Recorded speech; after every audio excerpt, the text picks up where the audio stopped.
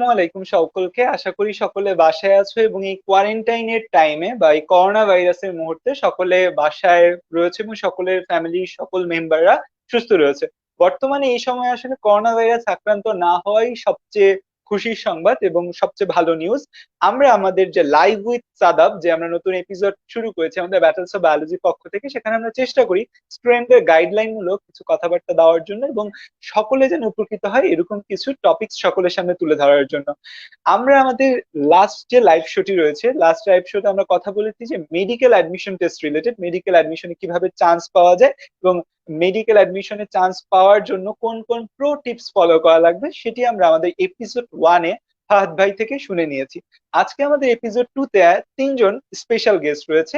তিনজন special guest খুব খুশির সাথে, তিনজনই আমার ফ্রেন্ড এবং তিনজনই আমার মেডিকেল কলেজের, মানে আমি যে মেডিকেল কলেজ মুগদা মেডিকেল কলেজে বিলং করি, তারাও সেই মুগদা মেডিকেল কলেজের।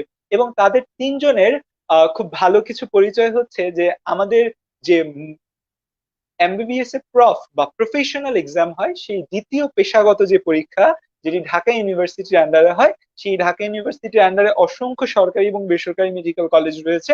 সেই মেডিকেল কলেজগুলোর মধ্যে এই তিনজন ফ্রেন্ড তারা হচ্ছে টপ 10 এর মধ্যে ছিল বা প্লেস করেছিল। কালকে যখন আমি পোস্টারটা পোস্ট করি যে তারা লাইভে আসবে, এরপর অনেকে জিজ্ঞাসা করছিল যে তারা কি ঢাকা ইউনিভার্সিটিতে এইবার অ্যাডমিশন টেস্ট দিয়েছে কিনা। আসলে তারা এইবার অ্যাডমিশন টেস্ট দেয়নি, তারা অ্যাডমিশন টেস্ট পাশ করে মেডিকেলে পড়ছে এবং মেডিকেলে পড়ার পর মেডিকেলে যে পেশাগত পরীক্ষাগুলো হয়, যেগুলোকে আমরা প্রফ নামে চিনি, অনেক কঠিন বা অনেক ভয়াবহ পরীক্ষার মধ্যে পড়ে, সেইখানে তারা প্লেস করেছে। তো চলো আমরা হচ্ছে যে তাদের সাথে একে একে পরিচয় হয়ে নেই। তো আজকে আমাদের লাইভ সেশনে যুক্ত রয়েছে আমার চার ফ্রেন্ড। প্রথমে আমি পরিচয় করিয়ে দিতে চাই জেবা আপুকে। তোমাদের জেবা আপু তো আমাদের সাথে লাইভে যুক্ত হচ্ছে যে জেবা। জেবা হচ্ছে যে ঢাকা ইউনিভার্সিটি আন্ডারে যে পেশাগত পরীক্ষা হয়েছে, সেই পেশাগত পরীক্ষায় দ্বিতীয় পেশাগত পরীক্ষায় সপ্তম স্থান অধিকার করেছে। এবং শুধু এটাই পরিচয় না, জেবা একই সাথে সফটসে পড়ায়, যে খিলগাঁও একটি কোচিং সেন্টার রয়েছে সফটস, সেখানের বায়োলজির ইনস্ট্রাক্টর সে। এরপর আমাদের সাথে যুক্ত হবে মুনিসা। মুনিসা হচ্ছে দ্বিতীয় পেশাগত পরীক্ষায় পঞ্চম স্থান অধিকার করেছে। এবং মুনিসাও শুধু পড়ালেখার মধ্যে নিজেকে আটকে না রেখে সে উদ্ভাসের বায়োলজি ইনস্ট্রাক্টর। এবং সর্বশেষ আমাদের সাথে যুক্ত হবে যে দ্বিতীয় পেশাগত পরীক্ষায় একটা মাত্র ছেলে প্লেস করেছে, সেই একমাত্র ছেলে হচ্ছে আমাদের দীপ। দীপ হচ্ছে যে একমাত্র ছেলে হিসাবে ছেলে সমাজের প্রতিনিধি, কারণ মেডিকেল কলেজে ছেলেরা প্রথমত পড়তে চায় না, দ্বিতীয়ত ছেলেরা মেডিকেল কলেজে ভর্তি হয়ে তারপর পড়ালেখা করতে চায় না। বাট দীপের কনসিস্টেন্সি এবং তার মেধা নলেজ আমাদের মেডিকেলকে সবসময় সম্মানিত করছে। তো আমার সকল ফ্রেন্ডকে স্বাগতম আমার লাইভে। এবং এই মানুষগুলোর কাছে তোমাদের যে প্রশ্নগুলো রয়েছে সেই প্রশ্নগুলো তোমরা আমাদের কমেন্টে জানাতে পারো। সো তোমাদের তিনজনকেই ধন্যবাদ আমাদের সাথে লাইভে যুক্ত হওয়ার জন্য। তো আশা করি তোমরা সবাই ভালো ভালো আছো এবং তোমাদের ফ্যামিলি মেম্বার সকলে ভালো রয়েছে। তো আমি প্রত্যেককে বলবো একজন একজন করে আমাদের হচ্ছে যে যে লাইভে যারা উপস্থিত রয়েছে তাদের একটু হাই জানানোর জন্য। Hello. Hello, I'm Zeba Tabassum, second batch, Mugda Medical College, and HSC 16. That's all. আচ্ছা, তো এরপর মুনিসা। আসসালামু আলাইকুম, আমি মনীষা ফারিহা। আমি মেডিকেল কলেজের দৃষ্টান্ত ব্যাচের। আমি হচ্ছে 2016 সালে স্টুডেন্ট। That's all. মনীষাটাকে দেখা যাচ্ছে না। আচ্ছা, দীপ।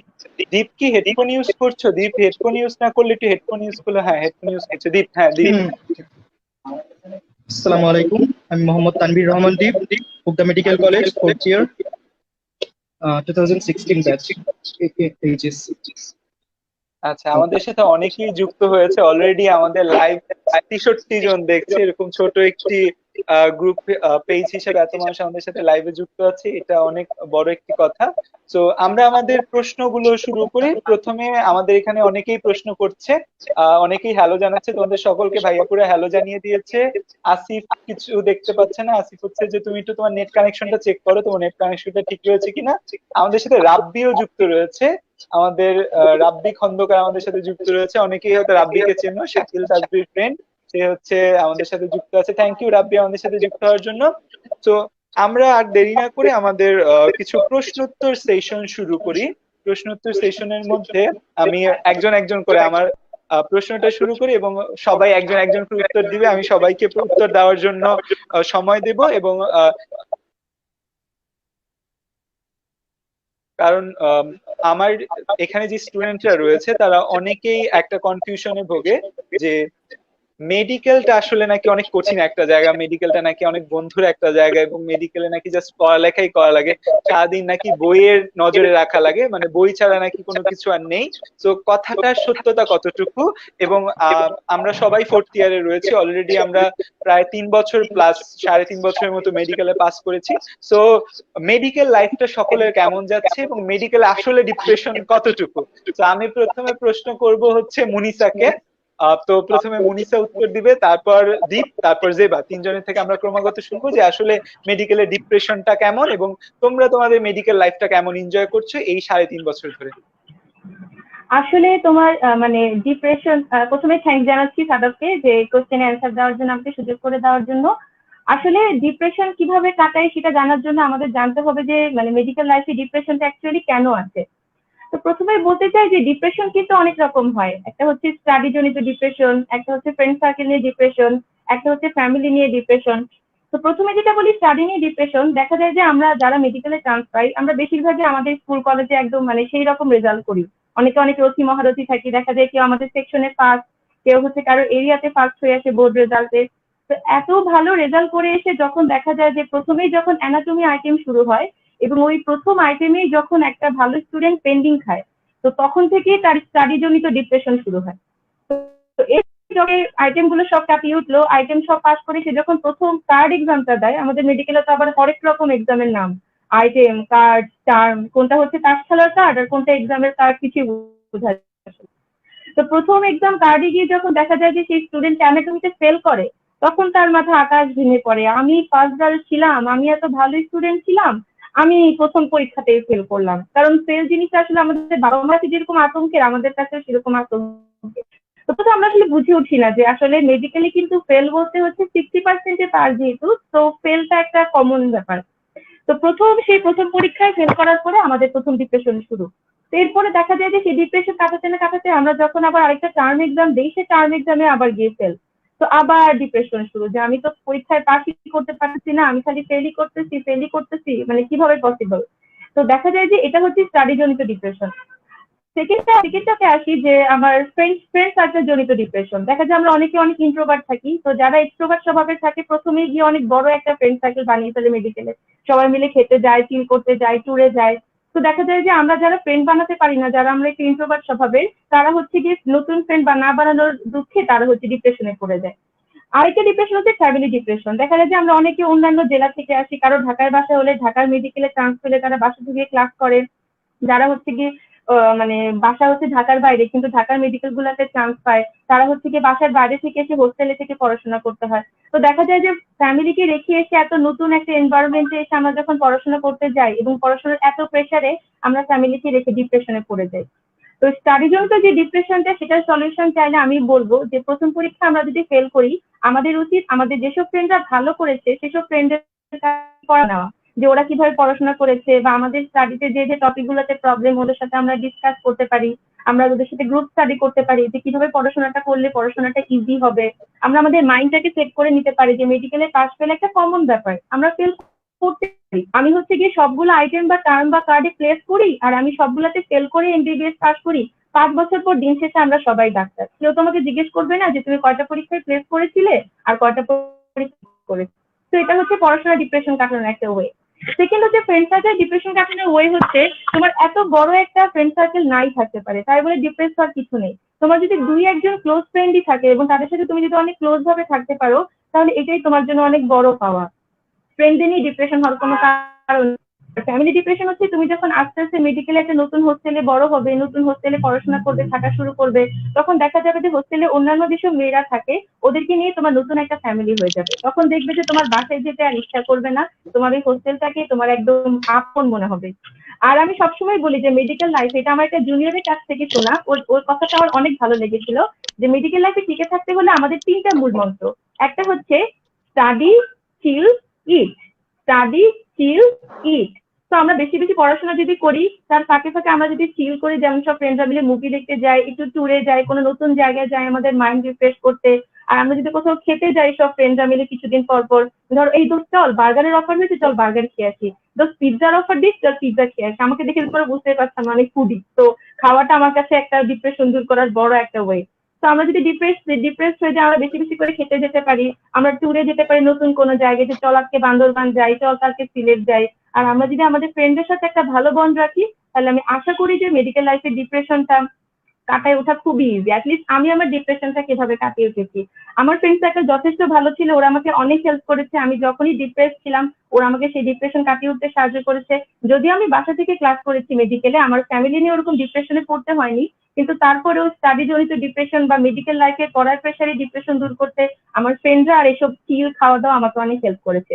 তো আই থিঙ্ক এভাবে করে আসলে আমরা ডিপ্রেশনটাকে কাটিয়ে উঠতে পারি। Thank you. মনিষা খুব সুন্দরভাবে আসলে ডিপ্রেশনের ব্যাখ্যাটা দিল, যে আসলে মেডিকেলের ডিপ্রেশনটা মনিষার কথা সামার হয়েছে তিন টাইপের ডিপ্রেশন। একটা হচ্ছে পড়ালেখা জনিত, একটা ফ্রেন্ড জনিত, একটা ফ্যামিলি জনিত। এবং তিন টাইপের ডিপ্রেশন দূর করার জন্য আসলে মনিষা যে টিপস গুলা বলেছে আসলেই টিপস গুলা কার্যকরী, এবং এগুলাই আসলে মেডিকেলের ডিপ্রেশনের মেইন ব্যাপারটা।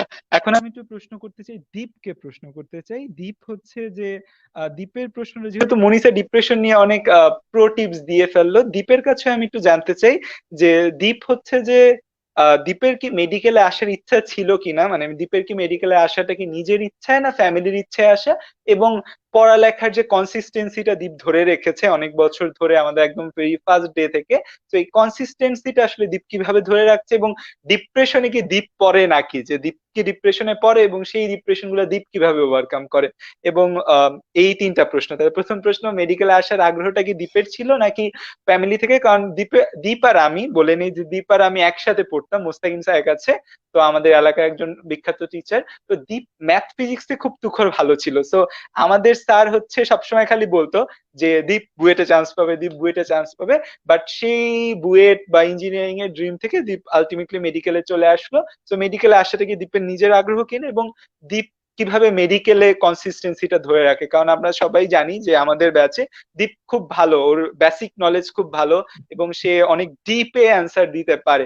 তো এটা নিয়ে অনেক জুনিয়র ভিডিও দেখতেছে, এবং তাদের সবাই জানে যে তারা হচ্ছে যে দীপ কিভাবে এত ডিপ নলেজটা গেইন করে বা ডিপে অ্যান্সার দেয় সেটা জানতে চায়, আর দীপ কি ডিপ্রেশনে পড়ে কিনা। সো অনেকগুলা প্রশ্ন, একটু সময় নিয়ে দীপ অ্যান্সার দাও। আচ্ছা, আসসালামু আলাইকুম। তো সাদাবকে অনেক ধন্যবাদ এই প্ল্যাটফর্মে আমাকে যুক্ত করার জন্য। তো আমি কার কার আশায় বা মানে কার মেডিকেলে আসছি এটা আসলে আমি নিজেও এখনো ক্লিয়ার না। অনেকগুলো রিজন ছিল। তো রিজন কোনোটাই এরকম ছিল না যে আমার আসতে হবে, ছিল আমার করি। তো বলা যায় যে আমি নিজের ইচ্ছাতেই আসছি আসলে। তো কিছু জিনিস হয়তো প্রভাবক ছিল, যাক ওগুলা নিয়ে কথা বলা যাবে না। তো আসছি সেটা হচ্ছে নিজের ইচ্ছায়, পরিবারের সাপোর্ট ছিল। আচ্ছা, আর সাদাব খুব ফ্ল্যাটারিং কথা বলছো যে আমি কনসিস্টেন্ট, এই সেই এগুলা এত কিছু না। কারণ হচ্ছে হলো গিয়ে আমার লাইফের ফার্স্ট কার্ড যে এক্সামটা ছিল, সেই এক্সামেই আমাদের সাদাব ভাই হয়েছিল মেবি ফার্স্ট, আর আমি রীতিমতো ফেল করছিলাম। তো এই জায়গাটা থেকে ডিপ্রেশন ছিল যে অলওয়েজ মোটামুটি ভালো স্টুডেন্ট ছিলাম, স্কুল লাইফে মোটামুটি অ্যাভারেজ গ্রেড, কলেজ লাইফেও মোটামুটি পার করছি। বাট কথাটা হচ্ছে মেডিকেলে উঠে কি একটা অবস্থা হইলো, টিচারদের পিস পিস দৌড়াচ্ছি পাস মার্ক কততে জানার জন্য, ভাইয়া আপুদের জিজ্ঞেস করতেছি পাস মার্ক কততে। তো এরপরে রেজাল্ট যখন দেখলাম যে না, পাস তো না, ফেলই আসলো এবং সাদাব ভাইয়া পাস। এরপরে আমরা দেখলাম যে আমার ক্লোজ যে বেস্ট ফ্রেন্ড আছে আমাদের, আমার মেডিকেলে, সেই ফ্রেন্ড যেমন সাবিন আর আবিদ, এদের কথাই আগে বলতে হয়, এদের দুজনের রেজাল্ট দেখলাম, তারা দেখলাম ফেল। তো বুঝলাম যে না, সমস্যা নাই, বন্ধু ফেল করলে আসলেই শান্তি লাগে। এটা একদম চরম কথা, থ্রি ইডিয়টস এক্সাম্পল পাইছি, বাট নিজের লাইফে দেখছি। সো দুইজন মিলে আবার পড়া শুরু করলাম। ডিপ্রেশন থেকে আসলে বের হওয়ার উপায় হচ্ছে শেয়ারিং। ডিপ্রেশন সবারই হয়, পার্সোনাল লাইফ সবার আছে, সবার পার্সোনাল লাইফে হাজারটা সমস্যা আছে। তো পড়ালেখা হচ্ছে একটা পার্ট, কোনোদিনও লাইফ ফুল পড়ালেখা না, একটা পার্ট। সো এই এরিয়াটা ঠিক রাখতে হয় অ্যাটলিস্ট এক্সামের টাইম গুলাতে। আমি চেষ্টা করি এক্সামের উইকটারে একটু কাজে লাগানোর, এছাড়া তো টিউশন বা নিজের ফ্রেন্ড সার্কেল, কলেজের ফ্রেন্ড সার্কেল এদেরকে নিয়েই বিজি থাকি। তো শুধুমাত্র এক্সামের টাইমটা, এক্সামের উইকটা একটু চেষ্টা করি নিজে কাজে লাগানোর জন্য। আর তেমন কোনো কথা নাই আমার। Thank you Shadab, carry on.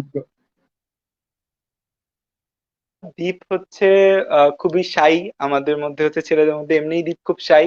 তো দীপ লাইভে আসবে এটা আমি বুঝতে পাইনি, যে আমি দীপকে কালকে নক দেওয়ার পর যে আমাদের সাথে লাইভে যুক্ত হবা কিনা, দীপকে আমি খুব ভালোভাবে রিকোয়েস্ট করে দীপ না করতে পারিনি। দীপ এমনি আমাদের মানে খুব বেশি ক্যামেরাতে, যেমন আমি শুধু ছবি তুলতে থাকি, তো দীপ সেভাবে আমাদের সাথে হচ্ছে যে ক্যামেরায় আসে না।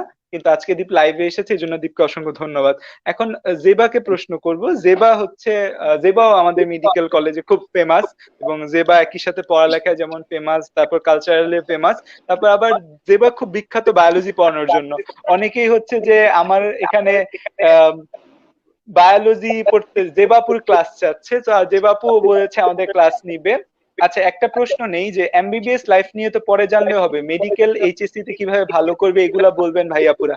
আচ্ছা, মেডিকেল এবং এইচএসসি তে কিভাবে ভালো করবে আসিফ, এটা নিয়ে অনেক কথাবার্তা হবে, এবং অনেক অনেক আমাদের লাস্ট ভিডিওতে এটা নিয়ে কথা হয়েছে। আমাদের যে তোমার ভিডিও গুলো আছে আমার ইউটিউবে, সেখানেও এগুলা নিয়ে কথাবার্তা হচ্ছে। তো মেডিকেলে কিভাবে ভালো করতে হবে সেটা নিয়েও লাস্টে একটা টিপস শুনবো, কারণ তিনজন ভাইয়া পুই কোচিং এর সাথে জড়িত এবং তারা হচ্ছে অনেক স্টুডেন্ট পড়াচ্ছে। কিন্তু এখন আমি একটু তোমাদের মেডিকেল লাইফ সম্পর্কে একটু ধারণা দিতে চাই।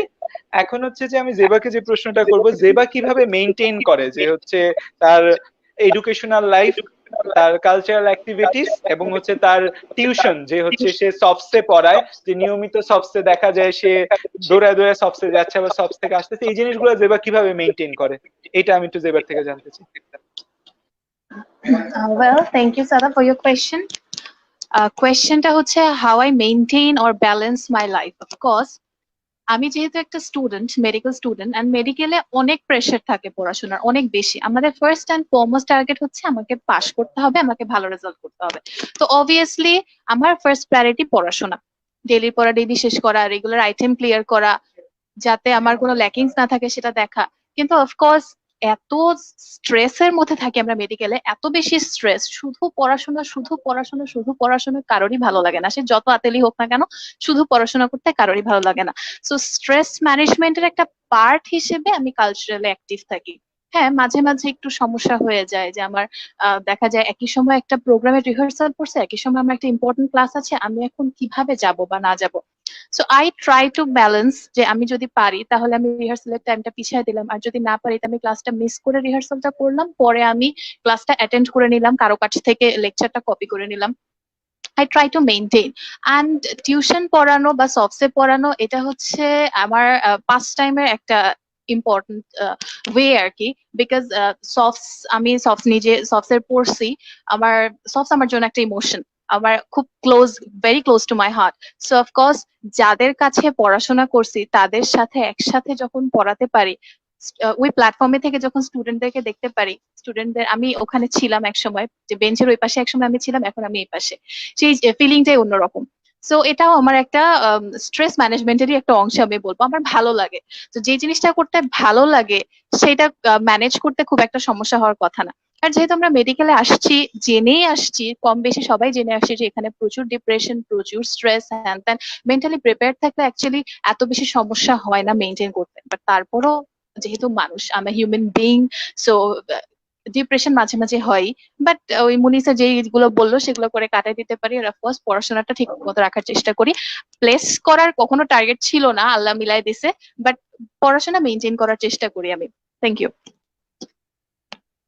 আচ্ছা, তো হচ্ছে থ্যাংক ইউ তিনজনকেই। এখন হচ্ছে যেহেতু আমাদের আমরা নেক্সট প্রশ্নগুলায় যাব, যেহেতু আমাদের এখানে বেশিরভাগ স্টুডেন্টরা অ্যাডমিশন পরীক্ষার্থী, তো আমি হচ্ছে যে তিনজনের কাছে জিজ্ঞাসা করবো, যেহেতু তিনজন কোচিং এর সাথে যুক্ত আছে অনেক দীর্ঘ সময় ধরে, প্লাস স্টুডেন্ট পড়াচ্ছ তোমরা তিনজনই, সো অ্যাডমিশন টেস্টে চান্স পাও, তুমি নিজেরাও চান্স পেয়েছো অনেক ভালোভাবে। অ্যাডমিশন টেস্টে চান্স পাওয়ার জন্য আসলে কিভাবে পড়াশোনা করা উচিত, বা মেডিকেল অ্যাডমিশন টেস্টে চান্স পাওয়ার জন্য তোমার অ্যাডমিশন টাইমে টনিক হিসেবে কে কি কাজ করেছে? তো আমি ফার্স্টে দীপকে জিজ্ঞাসা করবো যে মেডিকেল অ্যাডমিশন টেস্টে প্রিপারেশনটা কিভাবে নেওয়া উচিত, এবং তোমার চান্স পাওয়ার ক্ষেত্রে টনিক হিসেবে কি কাজ করেছে, বা তোমার চান্স পাওয়ার ক্ষেত্রে কোন জিনিসটা সবচেয়ে বেশি সহায়ক ছিল, বা স্টুডেন্ট যখন এখন পড়াও কোন জিনিসটার ক্ষেত্রে স্টুডেন্টদের বেশি মোটিভেট করো কোন কাজটা করার ক্ষেত্রে?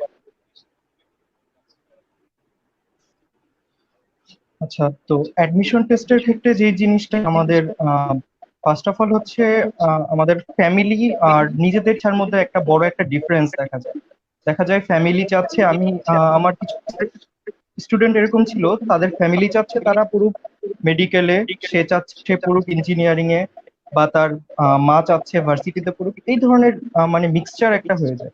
তো ওই ক্ষেত্রে ইচ্ছা হয় যে না, আমি এমন ভাবে পড়ি যেন দুই তিনটা দিকই কভার হোক। তো আসলে ওইভাবে সবটুকু কভার দেওয়া যাবে না, তুমি চাইলেই মেডিকেল আর বুয়েট দুইটা একসাথে ক্লারিফাই করতে পারবে না। তো মেডিকেল আর ভার্সিটি হয়তো একসাথে রাখা যায়। তো টনিক হিসেবে যে জিনিসটা কাজ করে বা যে জিনিসের উপর সবচেয়ে জোর দেওয়া দরকার মেডিকেলের পারসেপশনে যদি আমি বলি, বই রিডিং পড়বা তোমরা সবাই, আমরাও নিজেরা বই রিডিং করতাম, বাট রিডিং পড়ে অনেক কিছু অ্যাবজর্ব করা যায় না।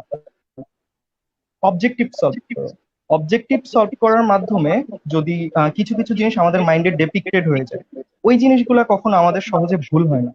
তো ভালো ভালো যেসব কোচিং সেন্টার বা তোমাদের সাদাব ভাইয়া আছে, এরা যেসব কোয়েশ্চেন ব্যাংক গুলা তৈরি করে, সেসব কোয়েশ্চেন ব্যাংক গুলা বারবার প্র্যাকটিস করো, প্র্যাকটিস মাধ্যমে দেখা যাবে একটা পর্যায়ে তুমি কিছু কনসেপ্ট অনেক বেশি ক্লিয়ার না থাকলেও কিছু অ্যান্সার তুমি অত পেরে যাও।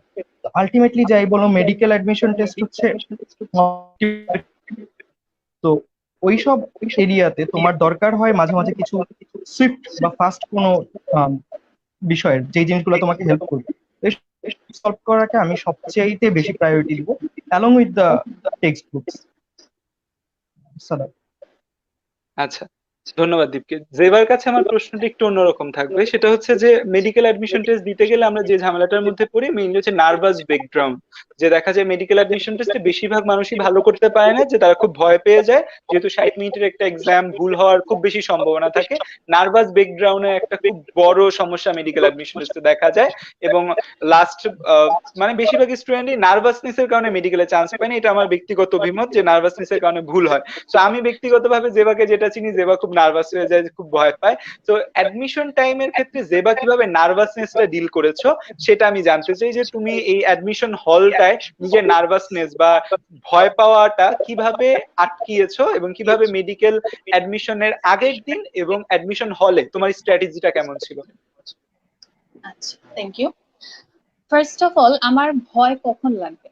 ভয় লাগতেই পারে, সবারই লাগে, নার্ভাস সবাই হয়, কিন্তু আমার ভয়টার মেইন সোর্সটা হচ্ছে আমার নলেজ কম থাকা।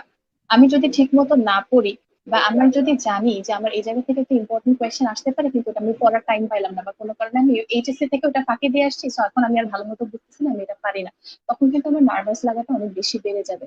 সো অফকোর্স এইচএসসি পরে এবং অ্যাডমিশনের আগে যে 2-3টা আমার সময় পাওয়া যায়, এইগুলো খুব ভালো করে কাজে লাগাতে হবে, খুব ভালো করে। আমি দিনে 12-13 ঘন্টা তো অ্যাভারেজে পড়তাম, কখনো কখনো এর চেয়ে বেশিও হতো। বাট এখন তোমরা এই করোনা সিচুয়েশনের মধ্যে এইচএসসি আর অ্যাডমিশনের মধ্যে কতটুকু গ্যাপ পাবা, এটা অ্যাকচুয়ালি আমি শিওর না। সো অফকোর্স এখন থেকে তোমাদের প্রিপারেশনটা ভালো হওয়া উচিত, যেভাবে সাদাব গাইড করে, অথবা অনেক ভিডিওস তোমরা পাবা অ্যাডমিশনের উপর, সেই পড়াশোনাগুলো এখন থেকে শুরু করা উচিত। কনফিডেন্স যদি থাকে তাহলে ভয়টা অনেক কমে যায়, নাম্বার 1। অ্যান্ড দেন নাম্বার 2 হচ্ছে, অনেক সময় অনেক ভালো স্টুডেন্টও চান্স পায় না। অনেক ভালো করে পড়ার পরও দেখা যায় যে একটা অ্যাক্সিডেন্ট হয়ে গেল, কারণ আমরা একটা এমসিকিউ ফর্মের মধ্যে 100 মার্কের একটা এক্সাম দিই। এই এক্সামের মধ্যে দেখা যাচ্ছে পূরণ করতে গিয়ে কিছু গোলমাল হয়ে গেল, আমি আমার রোলটা একটা ভুল জায়গায় ফিল আপ করে ফেললাম, যে আমার 3-এর জায়গায় 2 ফিল আপ হয়ে গেল, শেষ। জাস্ট পিক অ্যান্ড থ্রো, আমার কাগজটা নিয়ে ফেলে দিবে, ওই ভুলটা কিন্তু কম্পিউটার সংশোধন করে দিবে না। আবার একটা জায়গায় স্বাক্ষর করতে হয়, সেই স্বাক্ষরে অনেক সময় দেখা যায়, আমার নিজেরই কনফিউশন লাগছিল যে আমি কি এখানে বাংলায় লিখবো, আমি তো সাইনটা বাংলায় করি। পরে আমার টিচার আমাকে, মানে ওখানে যে গার্ড ছিল, তারা বুঝে বলেছে সাইনের কোনো ল্যাঙ্গুয়েজ হয় না, তুমি অ্যাডমিট কার্ডের মধ্যে তোমার যে সাইনটা আছে ওই সাইনটাই তুমি দিবা, সেটা বাংলা হোক ইংলিশে। এটা নিয়ে আমি অনেক প্যানিক করে ফেলছিলাম, আমার অনেক নার্ভাস লাগতেছিল। সো এই হঠাৎ করে যখন আমি অ্যাডমিশনের 1 ঘন্টার মধ্যে এই জিনিসগুলো ফেস করবো, তখন জিনিসটা ম্যানেজ করা আমার জন্য খুব টাফ হয়ে যাবে। কারণ 1 ঘন্টা আমার লাইফের 12 বছরের পরিশ্রম কখনোই ঠিক মতো জাজ করতে পারে না। 1 ঘন্টায় অনেক কিছু হয়ে যেতে পারে, ভাগ্যের সাথে নাও থাকতে পারে। আমি একটা এমসিকিউ ক দাগা থেকে ভুল করে খ দাগিয়ে ফেলতেই পারি, ঠিক আছে? সো এই জিনিসটা ম্যানেজ করার 1 নম্বর ওয়ে হচ্ছে আমি অনেক বেশি করে মডেল এক্সামস দিব। কোন একটা কোচিং এ হতে পারে অথবা নিজে নিজেও হতে পারে। আমি মেডিকোতে পড়ছি, মেডিকোতে প্রত্যেকদিন পরীক্ষা হতো এবং সেম ফর্মটা দিয়ে, যেই ফর্মটা আমাকে মেডিকেলে প্রোভাইড করবে, মেডিকেল অ্যাডমিশনের সময় যে ফর্মটা দিবে সেই ফর্মের মধ্যে আমি যদি ওই ফর্মটা 30টা পরীক্ষা দিই, 30টা পরীক্ষায় যদি আমি ওই ফর্মটা চিনি, তাহলে কিন্তু আমার ভুলের পরিমাণ অনেক কম। আমি আগে থেকে কনফিডেন্ট থাকবো যে আমার এই জায়গাটা এটা লিখতে হবে, ওই জায়গাটা ওটা লিখতে হবে। আর তারপরে আরো যে সমস্যাটা হয় সেটা হচ্ছে আমার 100 মার্কের পরীক্ষার জন্য আমরা সময় পাই 60 মিনিট। সো এই 60 মিনিটের মধ্যে 100টা দাগাতে গিয়ে প্রত্যেকটা কোয়েশ্চেনের সময় পাই 36 সেকেন্ডস মতো সম্ভবত। এই 36 সেকেন্ডস এর মধ্যে ভেবে চিনতে অ্যান্সার করা, মেডিকেলে অনেক ঘুরাই প্যাচের কোয়েশ্চেন আসে, এগুলা অ্যান্সার করা ঝামেলা হয়ে যায়। তো এই দীপ যেটা বললো সেটা আমি বলবো যে বারবার করে যদি আমি বোর্ড কোয়েশ্চেন সলভ করি তাহলে আমার একটা প্র্যাকটিসের মধ্যে চলে আসবে।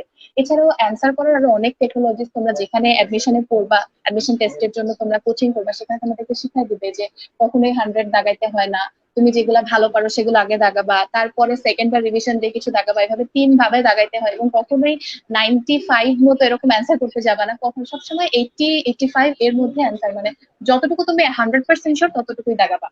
কারণ নেগেটিভ মার্কিং এর একটা ব্যাপার থাকে। এই ছোটখাটো টেকনিক গুলো তোমাদেরকে পরে শিখাই দিবে। বাট আমি যে ইয়াটা বলবো সেটা হচ্ছে বেশি বেশি করে প্র্যাকটিস এক্সাম দেওয়া। That's it. আচ্ছা, ধন্যবাদ জিবাকে। একটা কমেন্ট আসতেছে খুব, যে আপুদের মুখে কারো হাসি নেই মেডিকেলের চাপে। আসলে দেখা যায় কি, সবাই আজকে লাইভে প্রথম, এখানে যারা আছে আমি ছাড়া সবাই ক্যামেরার সামনে প্রথম, দ্যাটস ওয়াই মুখে হাসি নেই। আর লাইভে এসে তো হি হি করে হাসা যায় না অলওয়েজ, ঠিক আছে? এই জন্য আপুদের মুখে হাসি দেখা যাচ্ছে না। আমি মুনিসাকে যে প্রশ্নটা করতে চাই সেটা হচ্ছে যে নর্মালি দুইটা উত্তরই দুইজন খুব ভালো দিছে, আমি একটা আলাদা কোশ্চেন করতে চাই মুনিসাকে। মুনিসা যেহেতু উদ্ভাসের সাথে অনেকদিন ধরে জড়িত আছে, তো মানে স্টুডেন্টদের ক্যারিয়ারটা, যে একটা স্টুডেন্ট কি মেডিকেলের জন্য যাবে না ইঞ্জিনিয়ারিং এর জন্য যাবে, অ্যাডমিশন টাইমে একটা কনফিউশন ক্রিয়েট হয়, ফ্যামিলি থেকে একটা প্রেশার আসে যে মেডিকেলে পড়ার জন্য, নিজের ইচ্ছা থেকে ইঞ্জিনিয়ারিং এ পড়ার জন্য। সো ক্যারিয়ার গাইডলাইনটা বা ক্যারিয়ারটা চুজ করার ক্ষেত্রে কি জিনিসটাকে প্রায়োরিটি দেওয়া উচিত সবচেয়ে বেশি? আচ্ছা, এটা কিন্তু আসলে আমাদের বাংলাদেশের একটা বড় বার্নিং কোয়েশ্চেন যে আমি ক্যারিয়ার কিভাবে চুজ করব। দেখা যায় যে আমরা সবাই, অনেকে যদি শর্টকাটে কোয়েশ্চেনটা অ্যান্সার দিতে চাই তাহলে আমরা সবাই বলি যে 3 ইডিয়টস দেখো, যে 3 ইডিয়টস এ তোমার ইঞ্জিনিয়ারিং এর ক্যারিয়ারে 3জন স্টুডেন্টকে দেখিয়েছিল, কিন্তু আসলে এক একজনের এক এক দিকে যাওয়ার ইচ্ছা ছিল।